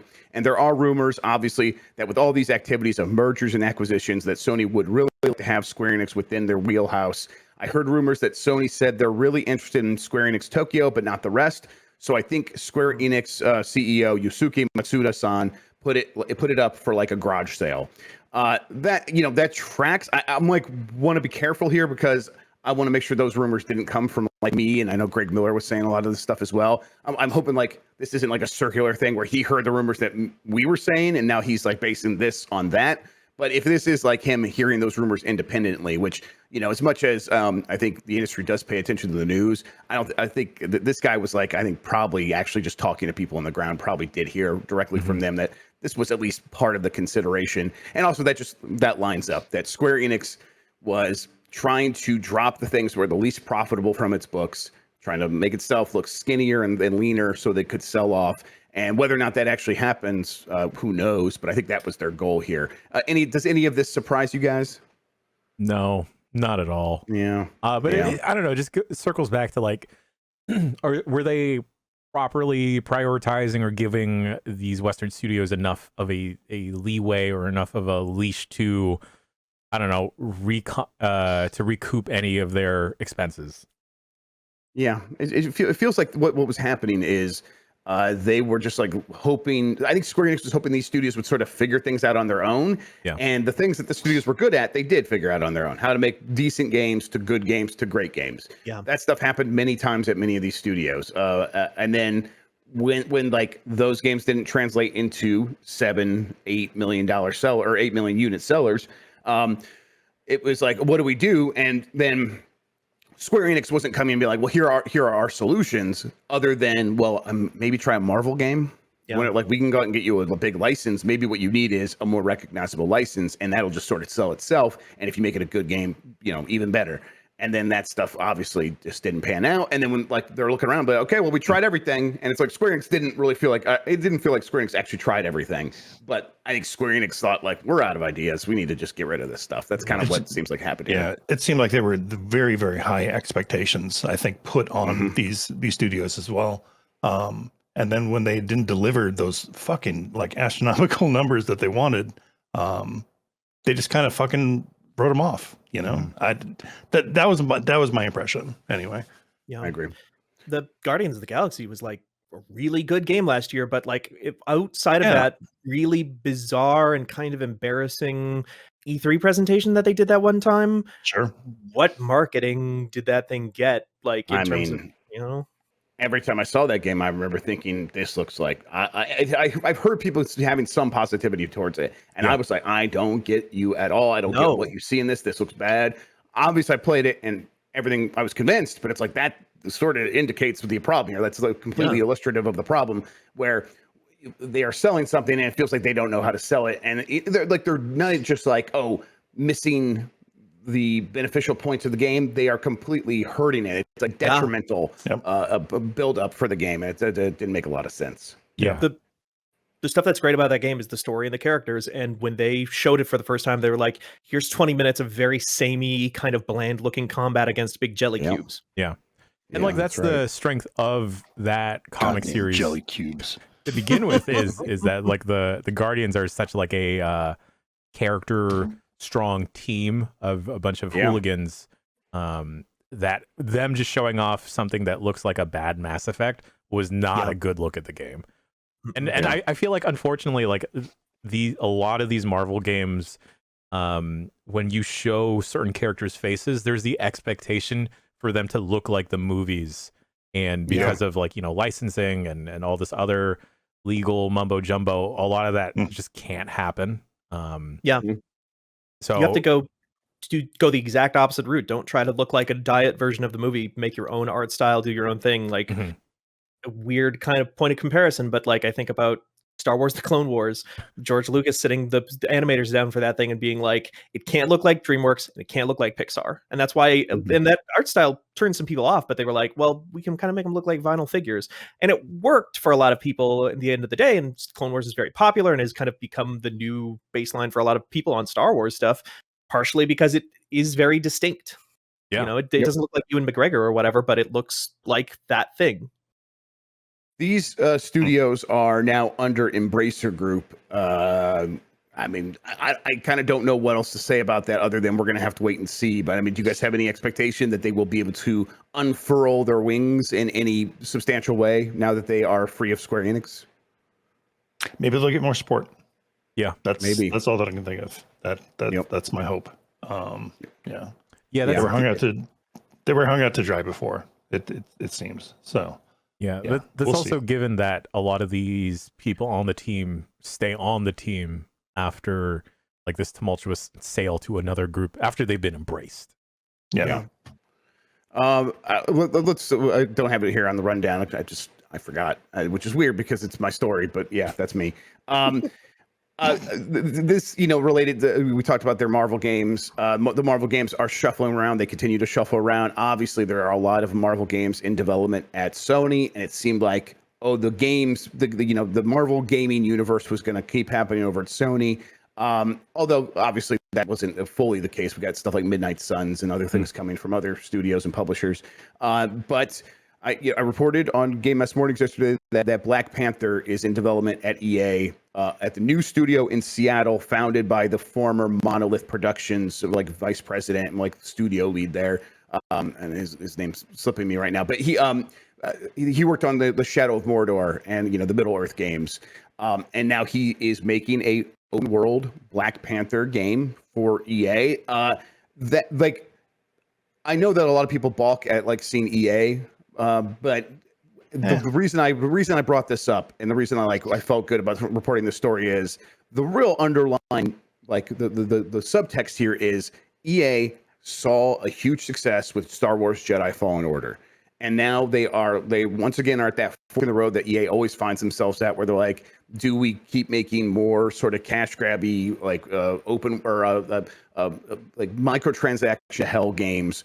Or do we try to sort of believe in games and go in the direction of what Respawn has shown can work for us as well? Wow. And with Black Panther, they are very much going in the direction of what Respawn does, Star Wars Jedi Fallen Order, and they want to mimic that. So to me, that sounds like a really good thing, and it could be a really good fit for this franchise, for that IP, right? Yeah, 100%. I think it was like, it might have been Imran Khan, a coworker of mine, who was like kind of talking to me a little bit about like how the Dead Space remake happened, and it was like partially out of like, hey, how come Capcom is making so much money off of these games? Absolutely. You guys could 100% right. Yep.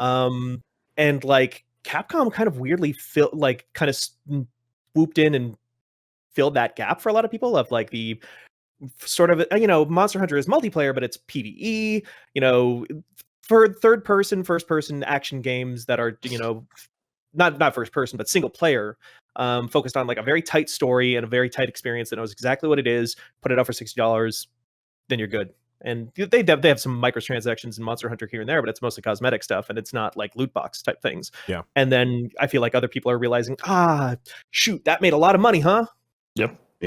I think that we were definitely well separated from that time period where like single player is dead was even a slight mantra, even though it was never something that even most publishers fully believed. They were definitely like, single player has a big or has a substantial ceiling on it on how much money it can make. And if we get a service game, well, it doesn't have a ceiling. It could just that line can just keep going up and up and up and up. And then we'll make, look at Apex Legends. But the thing is, well, they have an Apex Legends now, and trying to put another one out there doesn't make as much sense as supporting Apex Legends. And so like, I think they're feeling a little bit more comfortable about like, what can we do to diversify and sort of get back into a way where it's like, what else works? Like, we have a thing that works. What else can work? And I mean, like the Capcom, like they pointed out the remakes, Dead Space, absolutely. But EA discovered like themselves that Star Wars Jedi Fallen Order can work, and so we'll get a lot more of this. There is another game in the works at EA, and I just don't see, like with the Black Panther one, I felt like I can tell a story that explains what EA is thinking. This other one, it would just be spoiling what the game is. That game is coming sooner, so I think we'll hear about it sooner. So just everyone, hold your horses. It's exciting, and it'll be fun to check out when they start. Hold your horses. That's a clue. No, it's not. Don't read into that. Don't read into that. Red Dead Redemption 3. No, definitely not. Okay, let's see. Lord of the Rings Gollum delayed by some months. Over the last years... I'm sorry, I skipped one. Let me do this one real quick. Meta is raising the price of the Oculus Quest 2 by $100. The 128 gigabyte version is still $299 at the moment, but in August, it's going to jump to $399. You know what? So here, okay. This one's real quick. When prices get raised, it has almost nothing to do with the actual like the stuff on the ground, like the cost of production, the cost of how much it gets to get components. It almost always has to do with what does a company feel like they can get away with charging more to the customer. Yeah. And if the customer would be understanding and sort of malleable in their acceptance of an increased price, well, you never know when's the right time to pull the trigger. But it's like, right now feels like, okay, we don't know about the future. It could be a recession. The prices could keep still going up. We don't know. There's all like that. Like over this past week, that's been the big story of the economy is no one knows what's going to happen next. There are a ton of mixed signals. So it's like, if they were ever considering about raising the price and feeling like they could get away with it, now is the time to pull the trigger. And here we are. They are raising the price because they think they can get away with it. And the truth is, they probably can. These things are probably going to keep selling into this holiday. Yeah. Look at this is a thing I see a lot because I tend to look at top sellers and like Steam info a lot of the time. Valve Index is $1,000. It's the number 3 top seller on Steam right now. VR people who are into VR will pay that money because that's what they want. Typically they want the best experience they can get in like the meta stuff or Quest stuff, whatever they're calling it or not calling it now. It's the best like version of that's portable that you can show to your family and bring on towards Christmas. Yeah. The value of being able to take this thing out on holidays is wild. Like I've done it myself with mine. I have one. I think that it also is like a good gift. It's a good thing where it's like, what do you got to get for the gamer who has everything? Well, if they're not, if they don't have a VR thing yet, it's like, man, $300. That's not $400. Isn't actually that much more when you're like trying to when you're desperate to find a gift for someone. It's the kind of thing that's, especially when everything else is going up in price. It's it makes some sense. And gas prices are coming down, so it's like maybe they're like, okay, all this time it's so expensive to travel. Maybe we could raise the price right now. Maybe we could do it. Maybe we could do it. And I bet like now they see gas prices coming down. They're like, well, let's just pull the trigger now before it's too late. And everyone's like not thinking in that sort of regards. It's like how expensive is to go somewhere. So maybe I could do VR instead. I don't know. There's a lot of pressures on those sorts of decisions. I don't have to leave the house. Just fucking hop into my VR. Yeah, exactly. Let's meta. It's funny meta. You mentioned let's meta. It's funny you mentioned gas prices, Grub, because yesterday actually, I can't believe there are ad companies out there that are still trying to dunk on people playing video games or even just engaging with video game things like VR. I don't remember the car manufacturer, but like they were like, why just sit in your kitchen talking to your VR friends when you can get in a new car? and then it just showed it was supposed to make me believe that the person I've seen these ads. Yeah. It was just like a person sitting at like a dining room table and like making fun of them. I'm like, do you not know how commonplace anyone engaging with video games is at this point? Right. What, especially VR, when it's like it's practically sold out at every big box retailer now because everyone wants one. Right. I don't know. I think they have like a series of these ads where it's like talking about the kinds of stuff you could do inside and how that sucks. Yeah. That fucking sucks. You need to go IRL. There was like one of them was like, you need to do this IRL. I'm like, okay, Jesus Christ. This whoever's getting paid for this is getting paid way too much. Somebody somewhere said like, oh, COVID is over. So obviously, as we all know, it's the quarantine is done everywhere. And like was like, that's our new pitch. That's our angle. The Marvel game is not a fighting game, but I'm not going to answer any more questions. I'm not going to do the like the process of elimination challenge that everyone always tries to get you to do when you know something. Not a fighting game. There you go.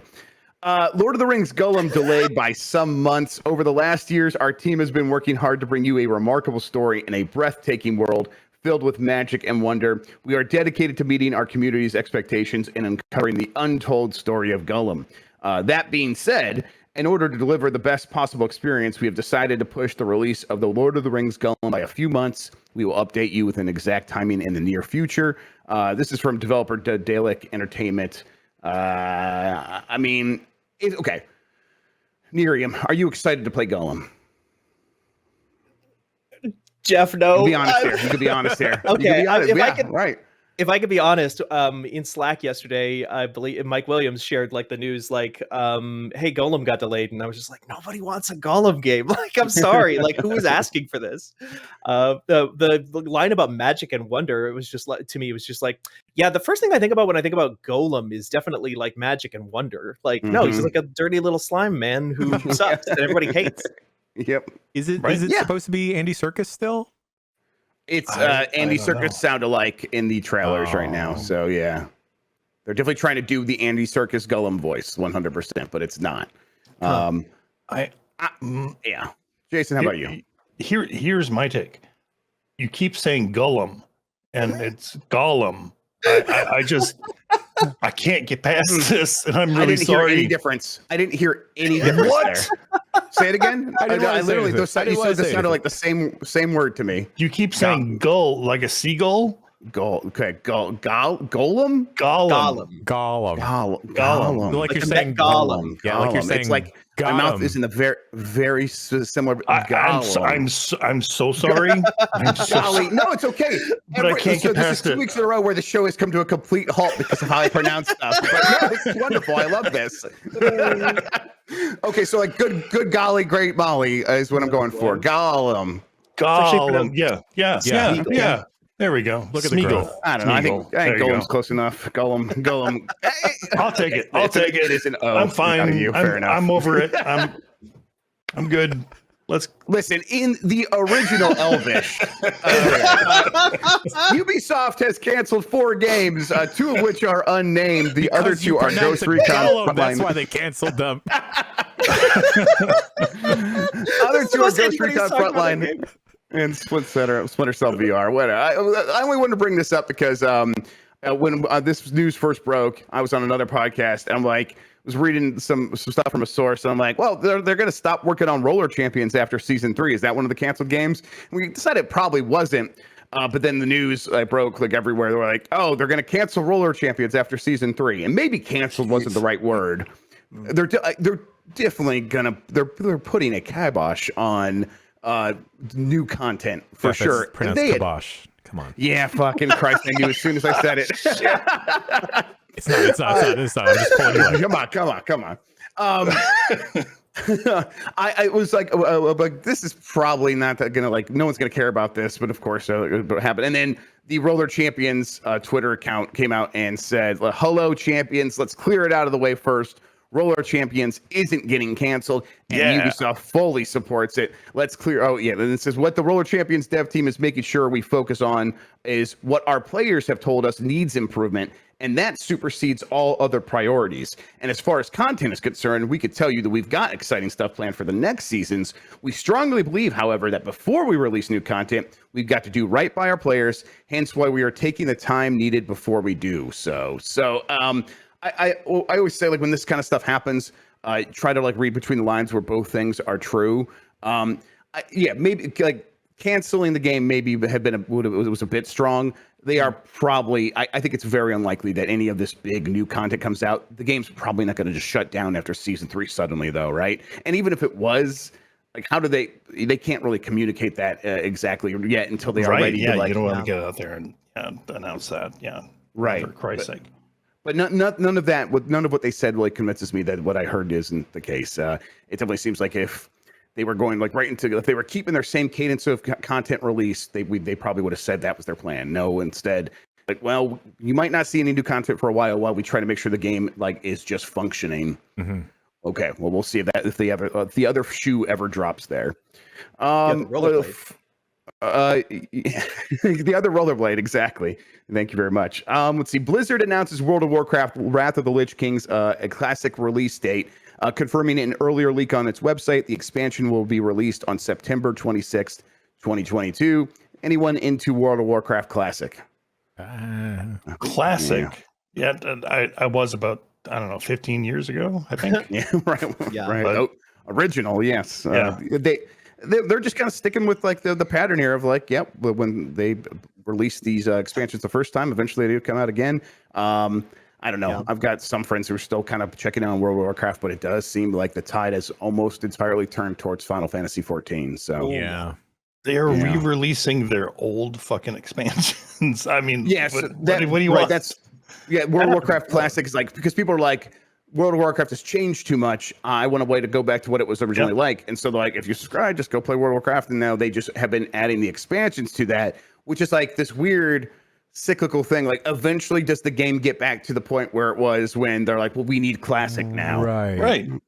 But it was Cataclysm, right? That was where everybody was like, too much has changed. So, like, maybe that's the big sea change moment where they have to decide, okay, this lives under glass now forever. Yeah, exactly. Yeah, and the chat's like asking the same question. And like Mike Minotti, who does play World of Warcraft in chat, has mentioned that this is probably the most popular expansion that WoW ever had. So it's also like, is this the bellwether for the future of World of Warcraft Classic? Where if this like does it do as well? Does it keep people around? And then after this is done, and people know like, oh, I wasn't so much into the other expansions. Do they now want to check it out because they missed it the first time, or do they just hop off because they're like, well, I got the experience I wanted, and now I know nothing else after this matters as much? We'll have to wait and see. I can't wait for Discord, Double Classic to come out. Yes, that's Double Classic, right? That's when I'll finally try it once it wraps around a couple more times. Discord is coming to Xbox. It's a feature only for early inside testers right now. It's only Discord voice, and you need to connect using a combination of the Discord and the Xbox app, but it provides the functionality that people have been asking for. One person can be on a Discord voice call on their computer or on their phone, and then another person can hop on the Xbox, connect that call through the Xbox so they can have the conversation with everyone else right there. So it kind of works how you want it to work, right? Okay, cool. Right. I can start recording the podcast. Any of you planning on my to Xbox. use this? Yes. Yes, exactly. That's where we'll do it next week. Yep. But yeah, I think by default, like I've got people in my group that use the PC, to connect to Xbox voice calls and stuff. So I think it's just the natural evolution. This works. I'm cool with it. Yeah, me too. It's like I'm glad that the functionality is there. Yep. And even if it is like has a couple of hoops, well, it's like if before like you just didn't have this option at all, jumping through a couple of hoops is not the end of the world. And it seems relatively easy, like scanning a QR code with the Discord app on your phone, and that connects the Xbox app. It's easy. It's stuff that everyone kind of has done before. Capcom is on track for the 10th straight year of growth. This is by Andy Robinson at VGC. The company's net sales were down 47.9% year over year in its latest quarter, which it says was due to Resident Evil Village comparisons from the year before. Makes a lot of sense. However, Capcom claimed it's on track to achieve its expected full-year earnings and said it will focus on upcoming major title releases in the second half of the year, as well as on the continued promotion of digital sales. Resident Evil 4's remake is due to release a week before the end of its current fiscal year in March 2023, while Street Fighter 6 and Exoprimal have vague 2023 release windows. I think even if Street Fighter 6 and Exoprimal are like post-March, like post the fiscal year releases, Resident Evil 4 is big enough that it could sort of push them over the top here if they needed to. I think that's going to be a massive seller for them. You guys, like, when it comes to Capcom, you guys, like, we've seen it several years now of them being on a pretty big roll. But yeah. I've been there through the downtimes too. Like in 2016, like it was real rough for a while. But do you think they have to learn? Do you think they have the lessons instilled in them to like keep this going? Like they claim they're releasing Exo Squad. No, they haven't learned a fucking thing. No, Exo Primal looks fucking garbage. I don't know what the hell's going on with that game. I came up off of that like Capcom stream that they did. Like I thought Exoprimal looked like garbage when they first showed it, and I came off that stream that they did, that really bizarre stream where they were like, and also watch 3 days later for Dragon's Dogma 2. Okay. God damn it. Remember that? That was yeah. When you don't use your biggest fucking stage to announce a new game, I remember that.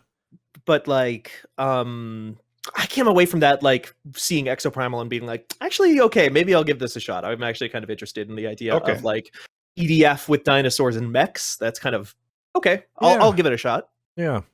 I don't know. It's not going to sell like Resident Evil, but I'll be over here. No, just let me know. It looked like the online shooter sludge, like it came out of that pile or something for me, but whatever. Yeah, but like all their other stuff, like I feel like is making me a happy camper. Like seeing Street Fighter 6 be pretty much the game of the show at Summer Game Fest was pretty cool to see. Seeing that Monster Hunter is continually a top seller, especially in Japan. That's great. And then, geez, they're finally giving me what I want, giving me Battle Network. Sure, it won't come until next year. Jesus Christ, they finally listened. They're going to let me jack in. I've never played those games. Do they have tiles? Yeah. Jeff Grubb, guess what? Hey, I'm a dumb little baby. You tell me. They got 18 tiles. You can't touch all the tiles, though. You only get 9 of them. Okay. Oh, okay. Well, that's limiting the tiles. That makes it the forbidden tile is the one that you crave the most, of course. The ones you can't have. Grub, real quick. Yeah, please. In the anime version of Battle Network, the main character will he has like a little phone looking thing, and then he pulls an Ethernet cord out of it, and then he dramatically says with like the anime whooshy background, so like, Mega Man, jack in, and then he'll like plug his Ethernet cord into like a device. I've been dreaming of this future. I don't care about NFC tapping my phone on stuff. I want to pull a cable out of my phone to plug into things. Yes, recoiling cables. The one that you just like when it's time to like let slack up, just let it go, and it just slips back into the phone. There's no better feeling than that. I'm right there with you, Jim. I love to jack in. Sony adds broadcasting options and more to PSVR2. Sony has offered an early look at some of PlayStation VR2's new user experience features, including its see-through view and broadcasting option. In a blog post, Sony said PSVR2's see-through feature enables players to view the surroundings while wearing the headset. If anyone's used a Quest, it's very similar, where the cameras that they use to create the borders around you, well, it can like flip into a see-through mode, and you can like see if your cat's underneath you and you're going to step on them and stuff like that. The broadcast feature lets users record themselves while playing by connecting a PS5 HD camera to the console, so that you can actually, like, I guess that means it's like broadcasting from the PS5 to the VSR, or the headset, so you could see yourself move around. That's kind of like an out-of-body experience waiting to happen. There's kind of a thing like that in AI, the SOMNIUM Files nirvanA initiative, where your eyeball jumps out of your body and then it's looking at you, but it's beaming your video of yourself back to you through your own eyeball that's standing on a desk, because they're little robots. Anyway. Yep. Janny's cold shower after everything you just said there. Yeah.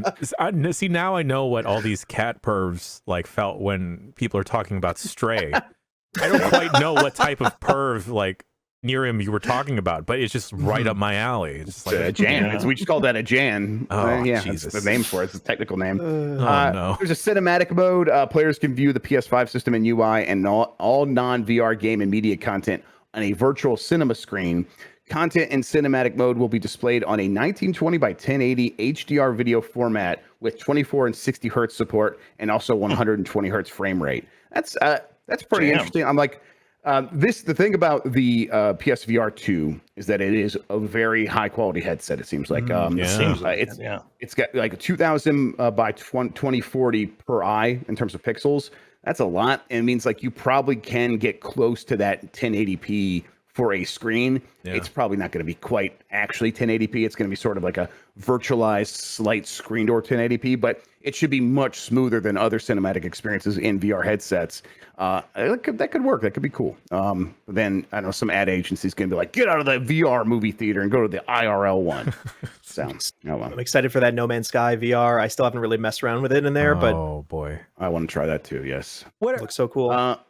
Let's see. So yeah, that does it for the news. That's everything I have here, everybody. Real quick before we head to another break, like what are your thoughts? Should I just wait for PSVR 2 or should I try and pick up an Oculus?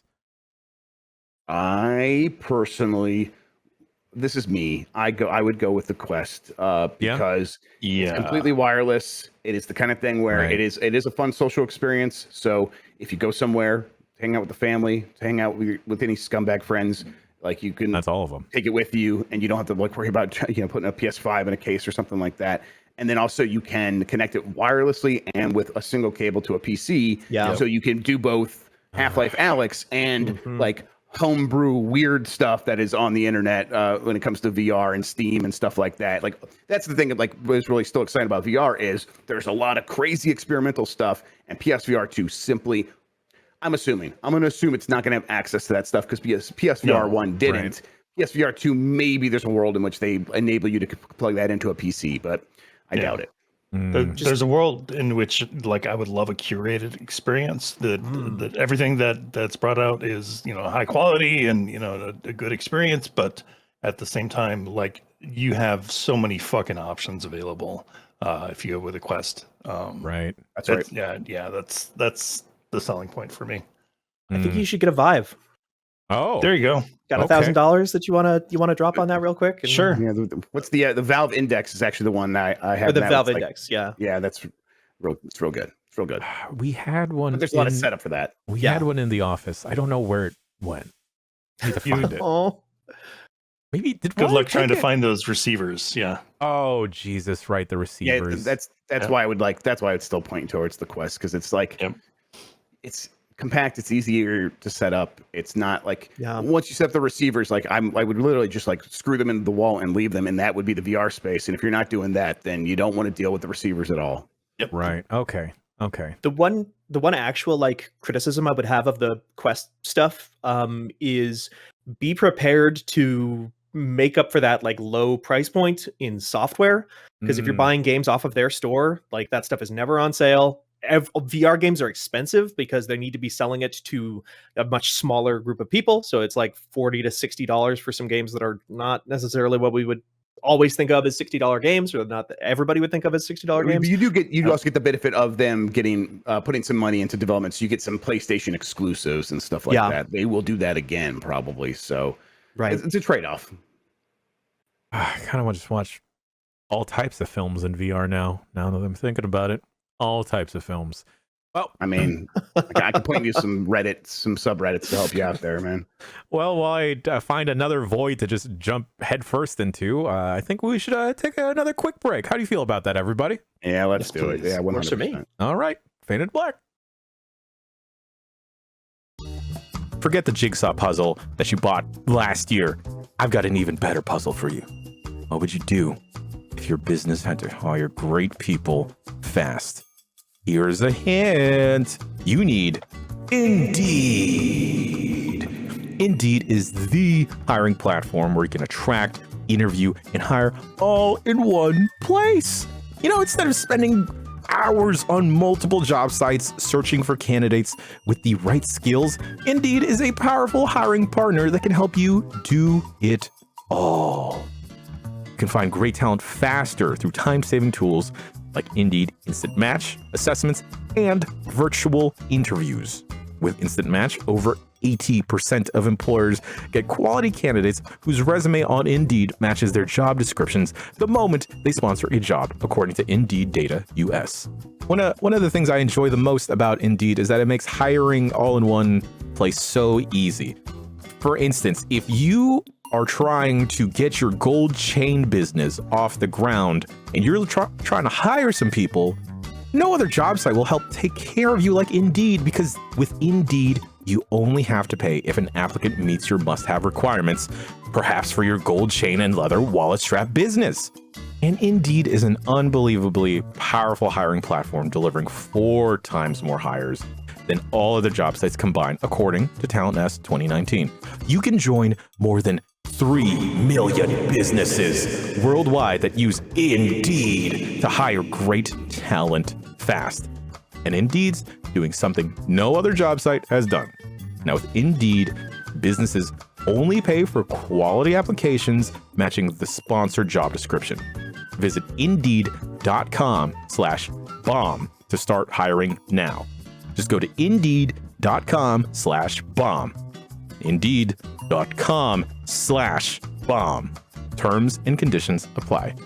Need to hire? You need Indeed. Indeed.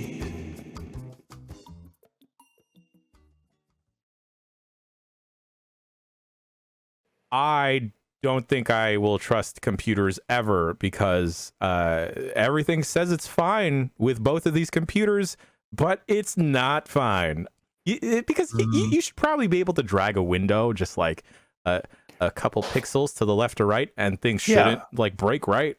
Right. Well, the computer knows best where the window should be, Jan. I don't know why you would question it. Right. Okay. That's my bad. Ballmer programmed Windows to work in a very specific way, and you're going against God. You're going against God. Yes. Instead of going with God, I'm going against God. And instead of playing the email music, I'm too terrified to play it, so I will just do an a cappella rendition. These are the emails for the show. Jenny went and picked some emails. First email of the show. Also, if you want to send your emails, you can send them to bombcast@giantbomb.com. This week we had a wealth of emails, so thank you folks at home. Ooh, good job, y'all. First one comes from, and if you my co-host here, if you're following along, we're probably going to jump around. We're not going to read any of these in order. There's so many. Yeah. Hey, this first one comes from Jake. Hey, Giant Bombers. Jake from Mountain View, California here. Given the thousands of games that come out every year, I was wondering if any of you have games that you love that nobody knows about. These can be recent or old games that just never really broke into mainstream. For me, I'd have to say Gotcha Force on the GameCube stands out. It's a super fast-paced, frenetic action game with tons of character variety, a Pokemon-esque gotta catch 'em all style unlock system, and charmingly terrible voice acting. I must have been in that game at least a dozen times as a kid, and it's still one of my favorite games of that era. I'd love to hear about the hidden gems that you all know about. Thanks, Jake. Is that the one with the hamsters? Gotcha Force. No, that's G-Force. It was a movie, but I know exactly what you're thinking of. Those are gerbils as well, I think. Gerbils. Okay. Yeah, that makes sense. That makes sense. Oh God. Gerbil Force. Force. My answer is a retry for the mobile phone. It was. You're making shit up. It was made by, I think, what's the Angry Birds developer, I think. Oh. It was one of their follow-ups. They were trying to make a successful game. And it's a game where you play as a plane, and it does loop-de-loops as long as you are holding on the screen. And so you have to like sort of just time your presses. So it's like about to do a loop-de-loop, but you want to keep going forward. So you let go, and then it starts dipping back down. And then you tap the screen again, and then the engine spins up, and you start the loop-de-loop again. And it's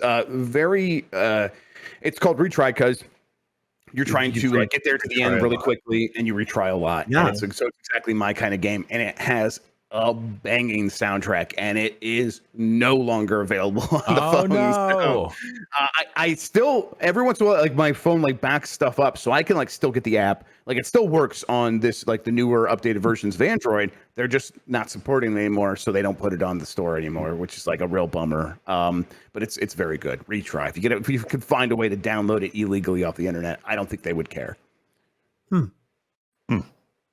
There was this PS1 car game that I really, really enjoyed as a kid. But my uncle had modded my PS1 and burnt me this disc without telling me. So I don't, and he didn't label the disc. So I don't remember what the game was, but it was like a third person car game, kind of car combat. It wasn't Twisted Metal though. And I remember one of the cars had this power where it would shoot out like these blue cables that would attack everything. And I haven't been able to remember or track down what game it was back then. I don't think it was Vigilante 8. I don't think it was Vigilante 8 for folks chiming in the GB chat. But that I will sing its praises to friends and they'll look at me like similar how y'all are looking at me and like, you're just making shit up, dude. Yep. Was it? Do you think it could have been Rogue Trip, which actually was one of the answers in the Min-Max thing last night after you left? I'm too scared to Google anything on any of these. You look up Rogue Trip games so you don't get what looks like a Johnny Knoxville movie. I can't tell. But yeah, it was 2012, so maybe this is. That's Rogue Trip Vacation. That's probably too late, huh? Yeah, it was a PS1 game, if anything. Oh no, I'm sorry. There was a PS1 Rogue Trip. I'll investigate. Okay. Nerium, Jason, any hidden gems or stuff that only appeal to you? Your niches? No, I only play high quality games. Right. Sorry. Yeah. There are no bad games that nobody plays. That's true. Yeah. Right. no good games. For a very long time, I felt like I was the only person in the world who played Warframe. I played since like beta. When it launched and have kept with it ever since. Been continuing to play a lot of that even to this day, but I think that is kind of thanks to the kind of the Mahardy bump has kind of the Mahardy bump. Oh, gross. Oh, Jesus Christ. That's what it's called when he uses the urinal. Oh. I'm writing that down. Yep. It's reached more of a mainstream audience. There's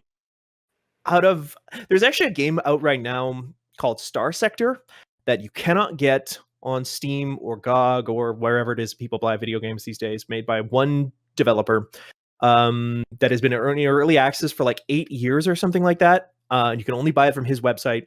It is very, very cool, like capital ship fleet management game where you go around and fly between different star systems and attack people and gain reputation with different factions, and you can like go harvest organs and sell them on another planet, become the governor of a planet. It's it's like something like a RimWorld or something like that, but you're controlling a fleet of spaceships in space. And is the guy is just a massive perfectionist. So he has not like put it out into 1.0 yet for years, but is always adding new stuff. It's very cool and interesting. Nice. Next email comes from Sean from Portland. Hey, Bomb Crew. What are the most iconic gaming sound effects, and which ones are your favorite? Personally, the alert from Metal Gear menu. Personally, the alert sound from Metal Gear, menu navigation in Final Fantasy, and the AWP in Counter-Strike just instantly transport me to another time and place.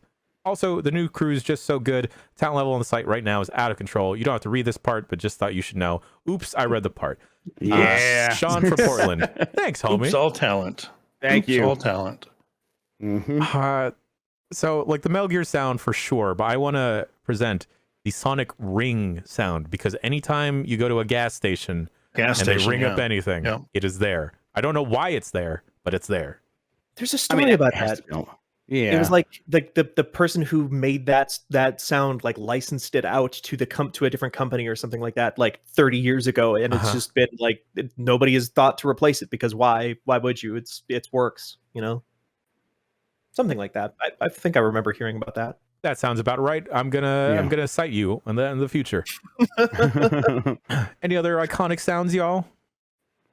There definitely are, but it's like it really is the first thing that comes to mind is just everything from Metal Gear, because everyone would just use that as their ringtones and their alert sounds and stuff like that. So it's hard to like think of other stuff. But I mean, like, you know, every little sound effect in the first couple of worlds in Super Mario Brothers, the jumps, the jumping on the Goombas, the hitting the blocks, the sound you get when you when you go from small to big and stuff like that. Everything is like so memorable, and it fits with the music so well that it just kind of gets stuck in your brain. So yeah, that's what it is for me. There's definitely some stuff in Vampire Survivors that I've heard in other games, and it may be the same developer. I don't even know, but I've been trying to fucking pull up the name of these games, and they're not working in my brain. I can't remember what the fuck. They're mobile games. They're fucking mobile games. How to build a boat, something like that. Oh, yeah, you must build a boat. You must build a boat. There we go. Right. All right. So there's a sound effect in that game. Oh, you're right.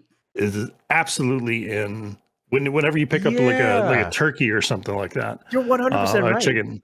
That was from that game. That stuff's probably also just like in a library, like being sold on the Unreal store and stuff, and Unity store.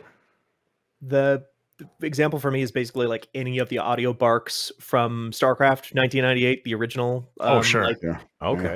All the characters, all the like you click on the science center and it's like bloop, bloop, bloop, bloop, bloop, bloop, bloop, or barracks and it's just the Wilhelm scream like every one of those. I got another one real quick. The in Left 4 Dead, whenever the one guy would pick up pills, he would just go peels. Peels. And I'm like, whenever I see pills in real life, that's what I do to myself. I'm like, peels.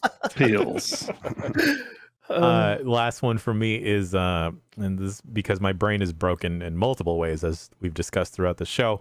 I really like the menu sounds in Kingdom Hearts. The dunk, dunk. Okay. It's a nice one. Yeah, that's good. Okay.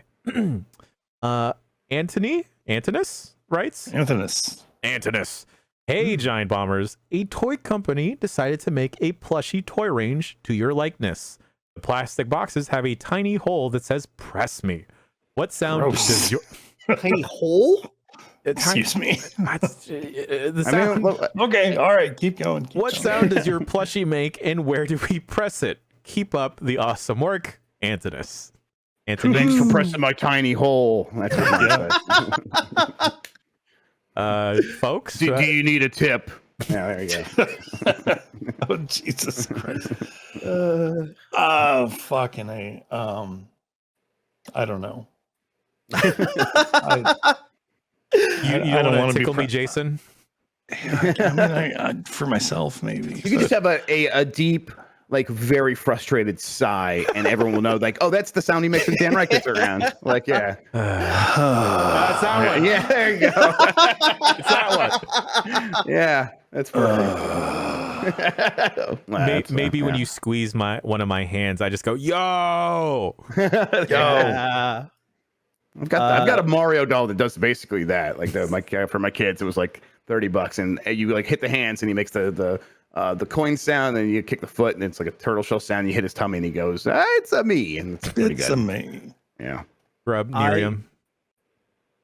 I know exactly where I want it, and I know exactly what I would say. It just popped into my head right now. Where I want it is on the back, just kind of on the small of my back. I'm 6'3". I don't know if that shows on camera here, so I'm pretty tall.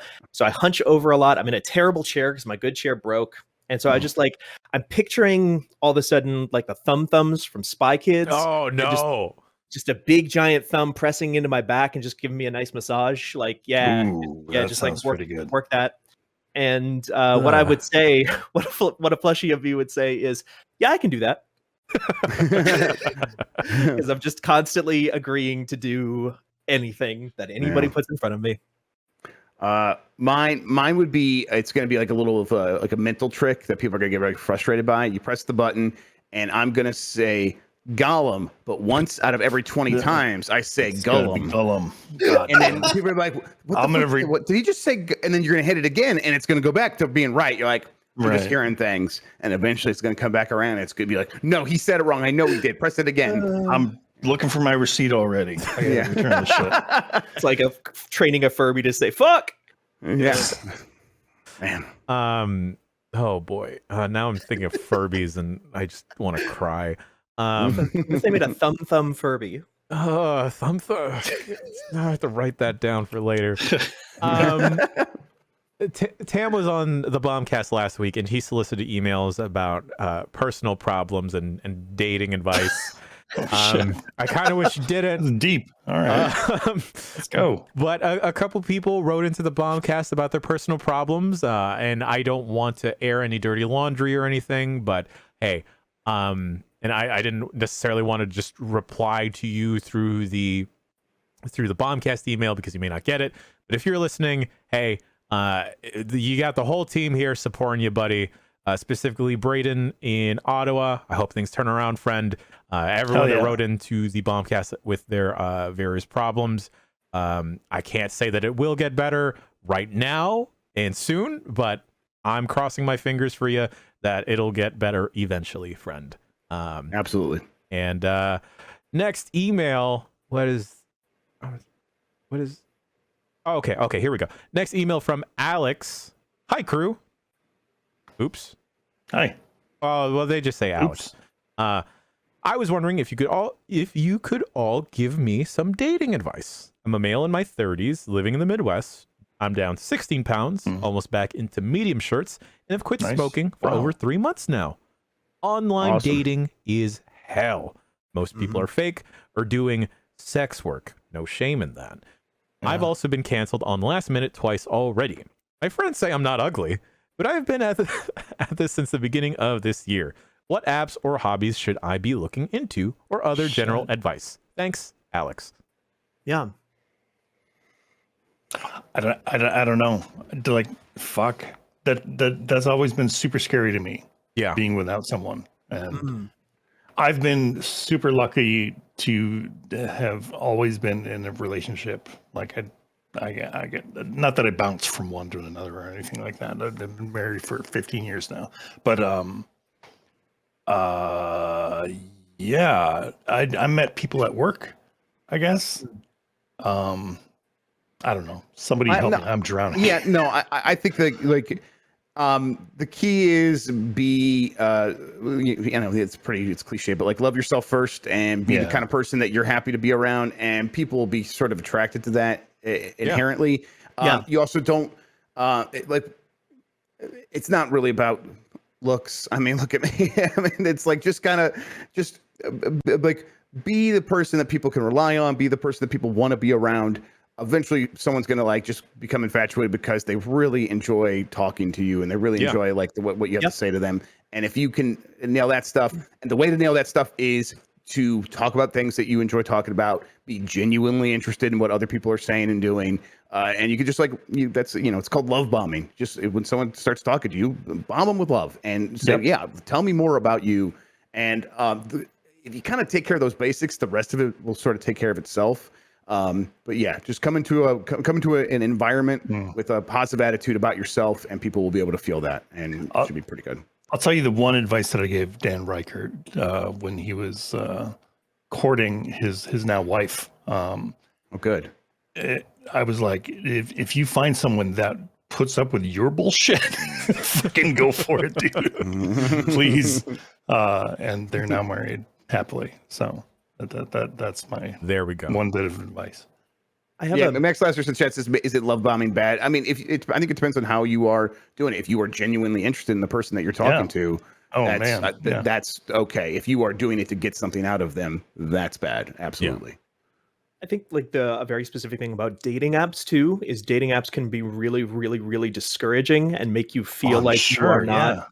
Yeah. I use dating apps a lot, and like a thing that you can run into a lot of times is you like somebody and they don't like you back, or especially now with like Hinge, where stuff like that, where you know that somebody is seeing your like and they are intentionally not saying hello to you, they're not matching with you and stuff like that, and it can make you feel like there's something wrong with you, or that you have done something wrong, you've said something wrong, you don't look right. One thing to remember is that people can swipe left or whatever it is for any number of reasons that have nothing to do with you as a person. It could be like, you might have in your profile that like might be open to kids one day. And for somebody, that might be a thing that they're just like, nope, that's just an automatic pass for me. I don't want to have that conversation at all. Mm-hmm. Has nothing to do with you. It just has something to do with your like desires and how they are compatible with that other person. You know, it could be that like you live 20 minutes too far away for them and they don't want to drive or take the bus or something like that. Yeah.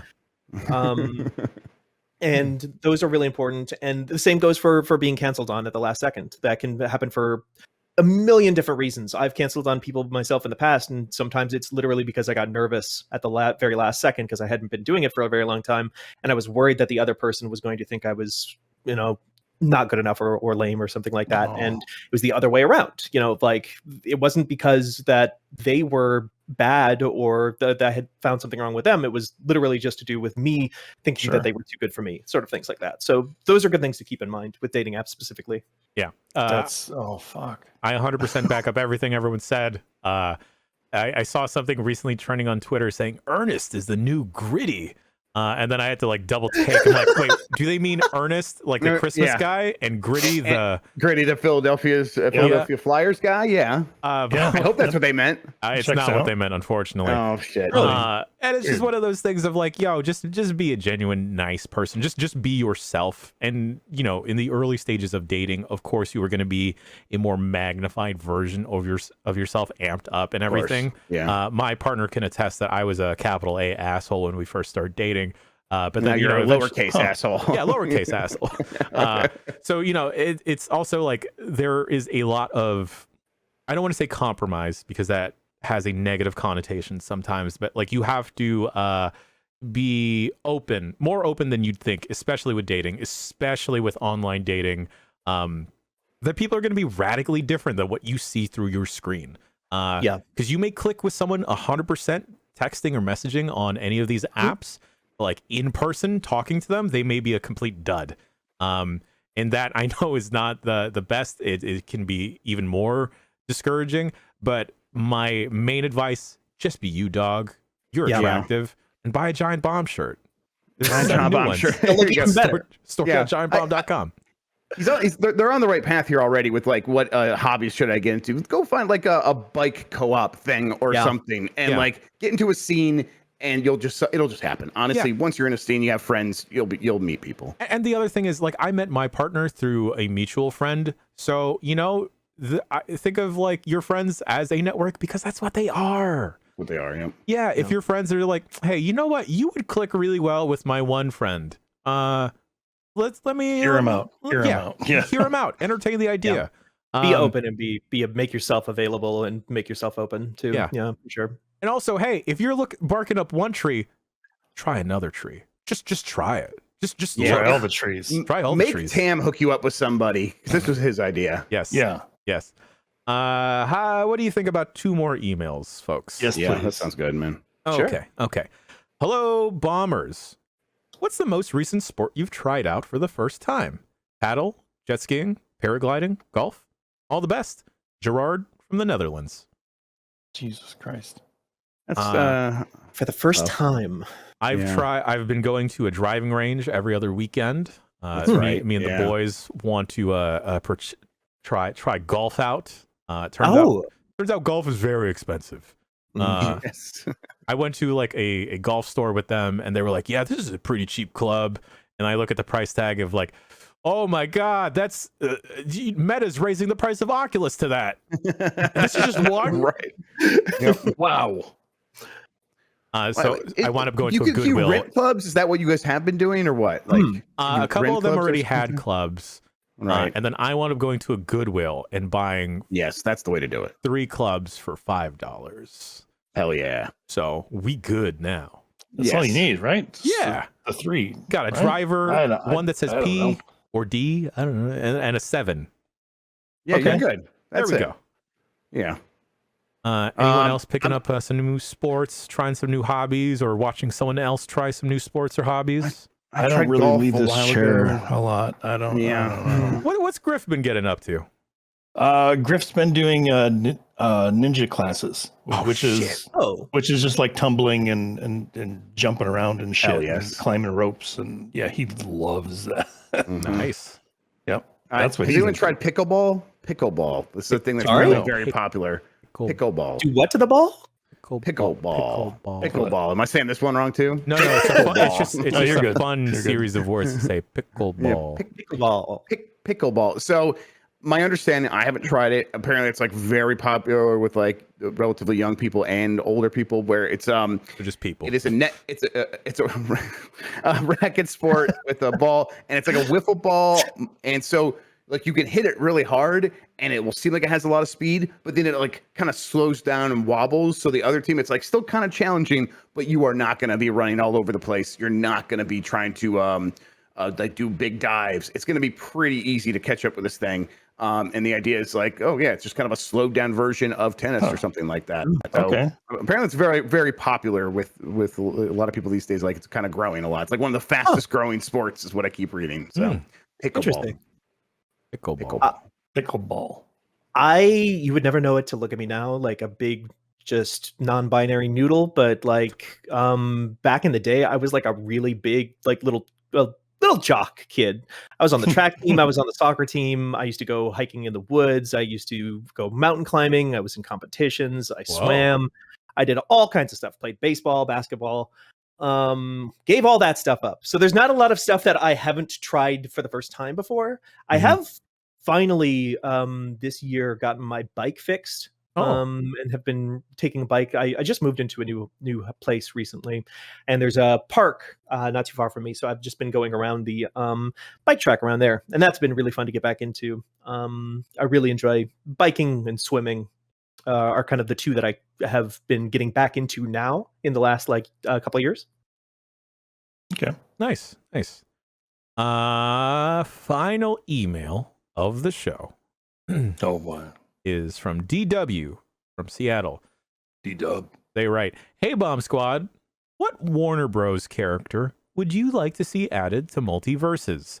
They should add Brock Sampson from the Venture Brothers and Space Ghost from Space Ghost. Oh God, those are good. Shit, that was my gotta have some Adult Swim rep. Thanks, DW from Seattle." Now I gotta look stuff up. Shit. Ross from Friends, because he's the largest one and he could just eat the rest, just like Kirby, and be the most powerful character in the WB universe. Yeah, his finisher is he gets divorced with you. Yes. That's the only thing I have.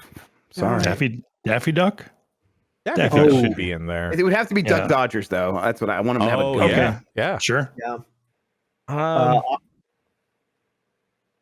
Austin Powers. Austin Powers, very good. Yes, I see. Ace Sheldon Ventura. Cooper is one of these characters. Apparently, Ace Ventura would be good. Oh no, I'm not going to read that one.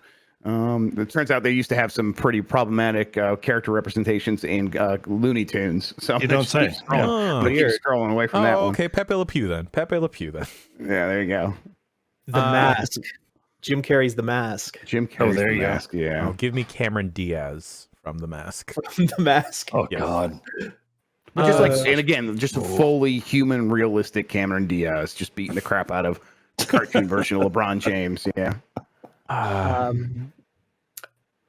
see Final Destination as an option on here, and I do love the idea of just playing a series of like really bizarre events instead of a human character. Okay. Freakazoid, like all those WB like afternoon cartoon shows. Freakazoid would be very good. Freakazoid would be very good. Yeah. Oh, that's a good answer.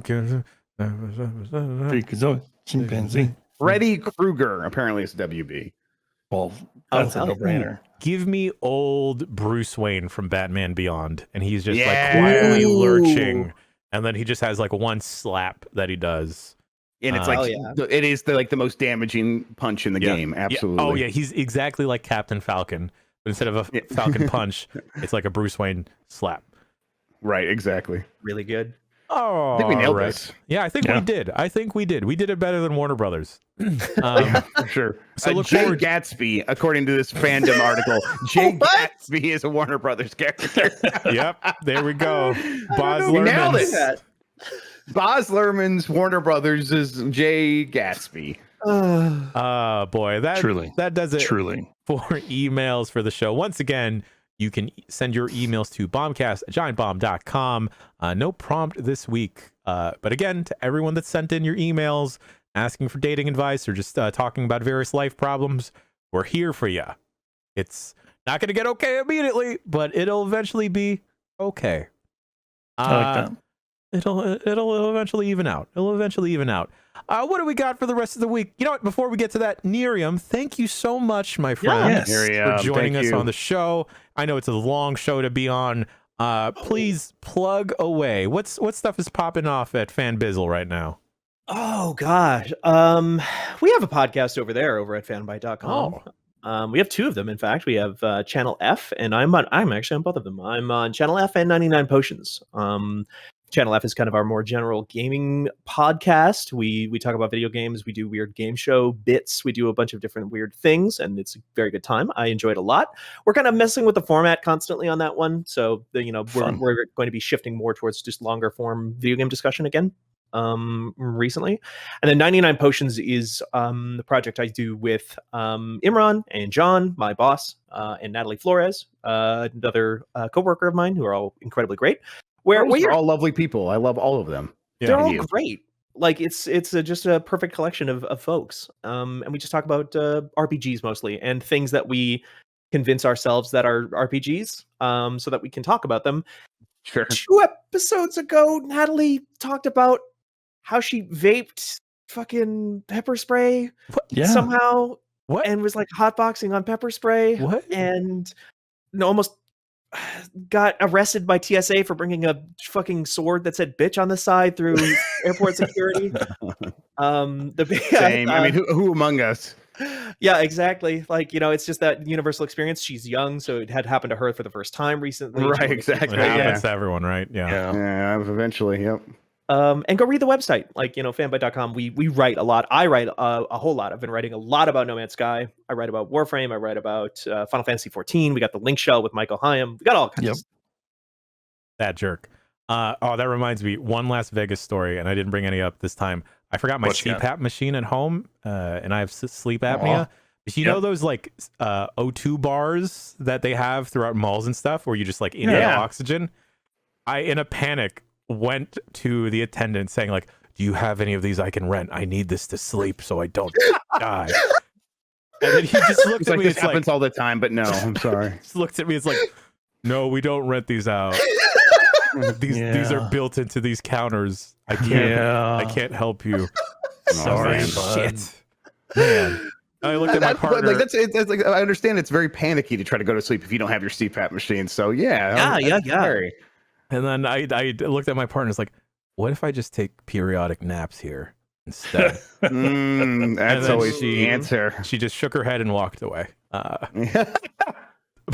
other stuff we got. I feel like that's how every conversation between you and her has ended for years. Yeah. She normally comes back though, so that's good. That's good.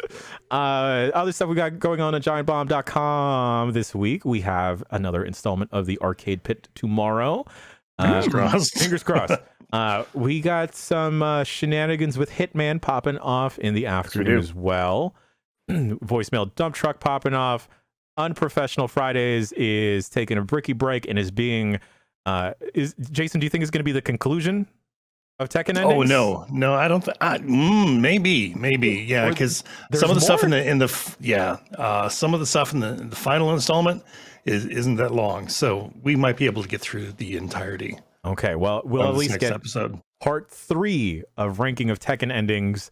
For the rest of the week, we will also have Game Mess Mornings popping off, and perhaps on Monday, another installment of the Power Bombcast. But stay tuned to that. Turns out there's a bunch of stuff happening in wrestling. I don't know if you've heard. What? I demanded it. What? That's about it for the Giant Bombcast. It's been episode 748. I've been your host, Jan Ochoa. He has been Jeff Grubb. He has been Jason A. Stryker. They have been Nerium. And we'll see you next week. Bye-bye.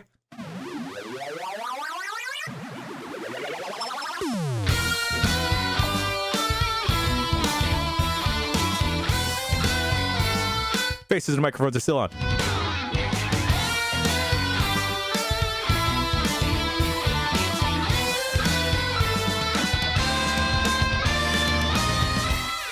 The Giant Bombcast is hosted and live produced by Jan Ochoa.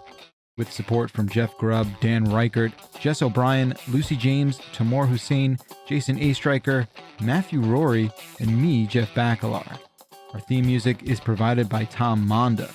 Our logo is designed by Dave Schopenek, and you can find him online with the handle @DaveSavedTheDay. Justin Vachon is our sweet little art boy. And thank you so much for listening. Of course, a kiss on the cheek to you at home.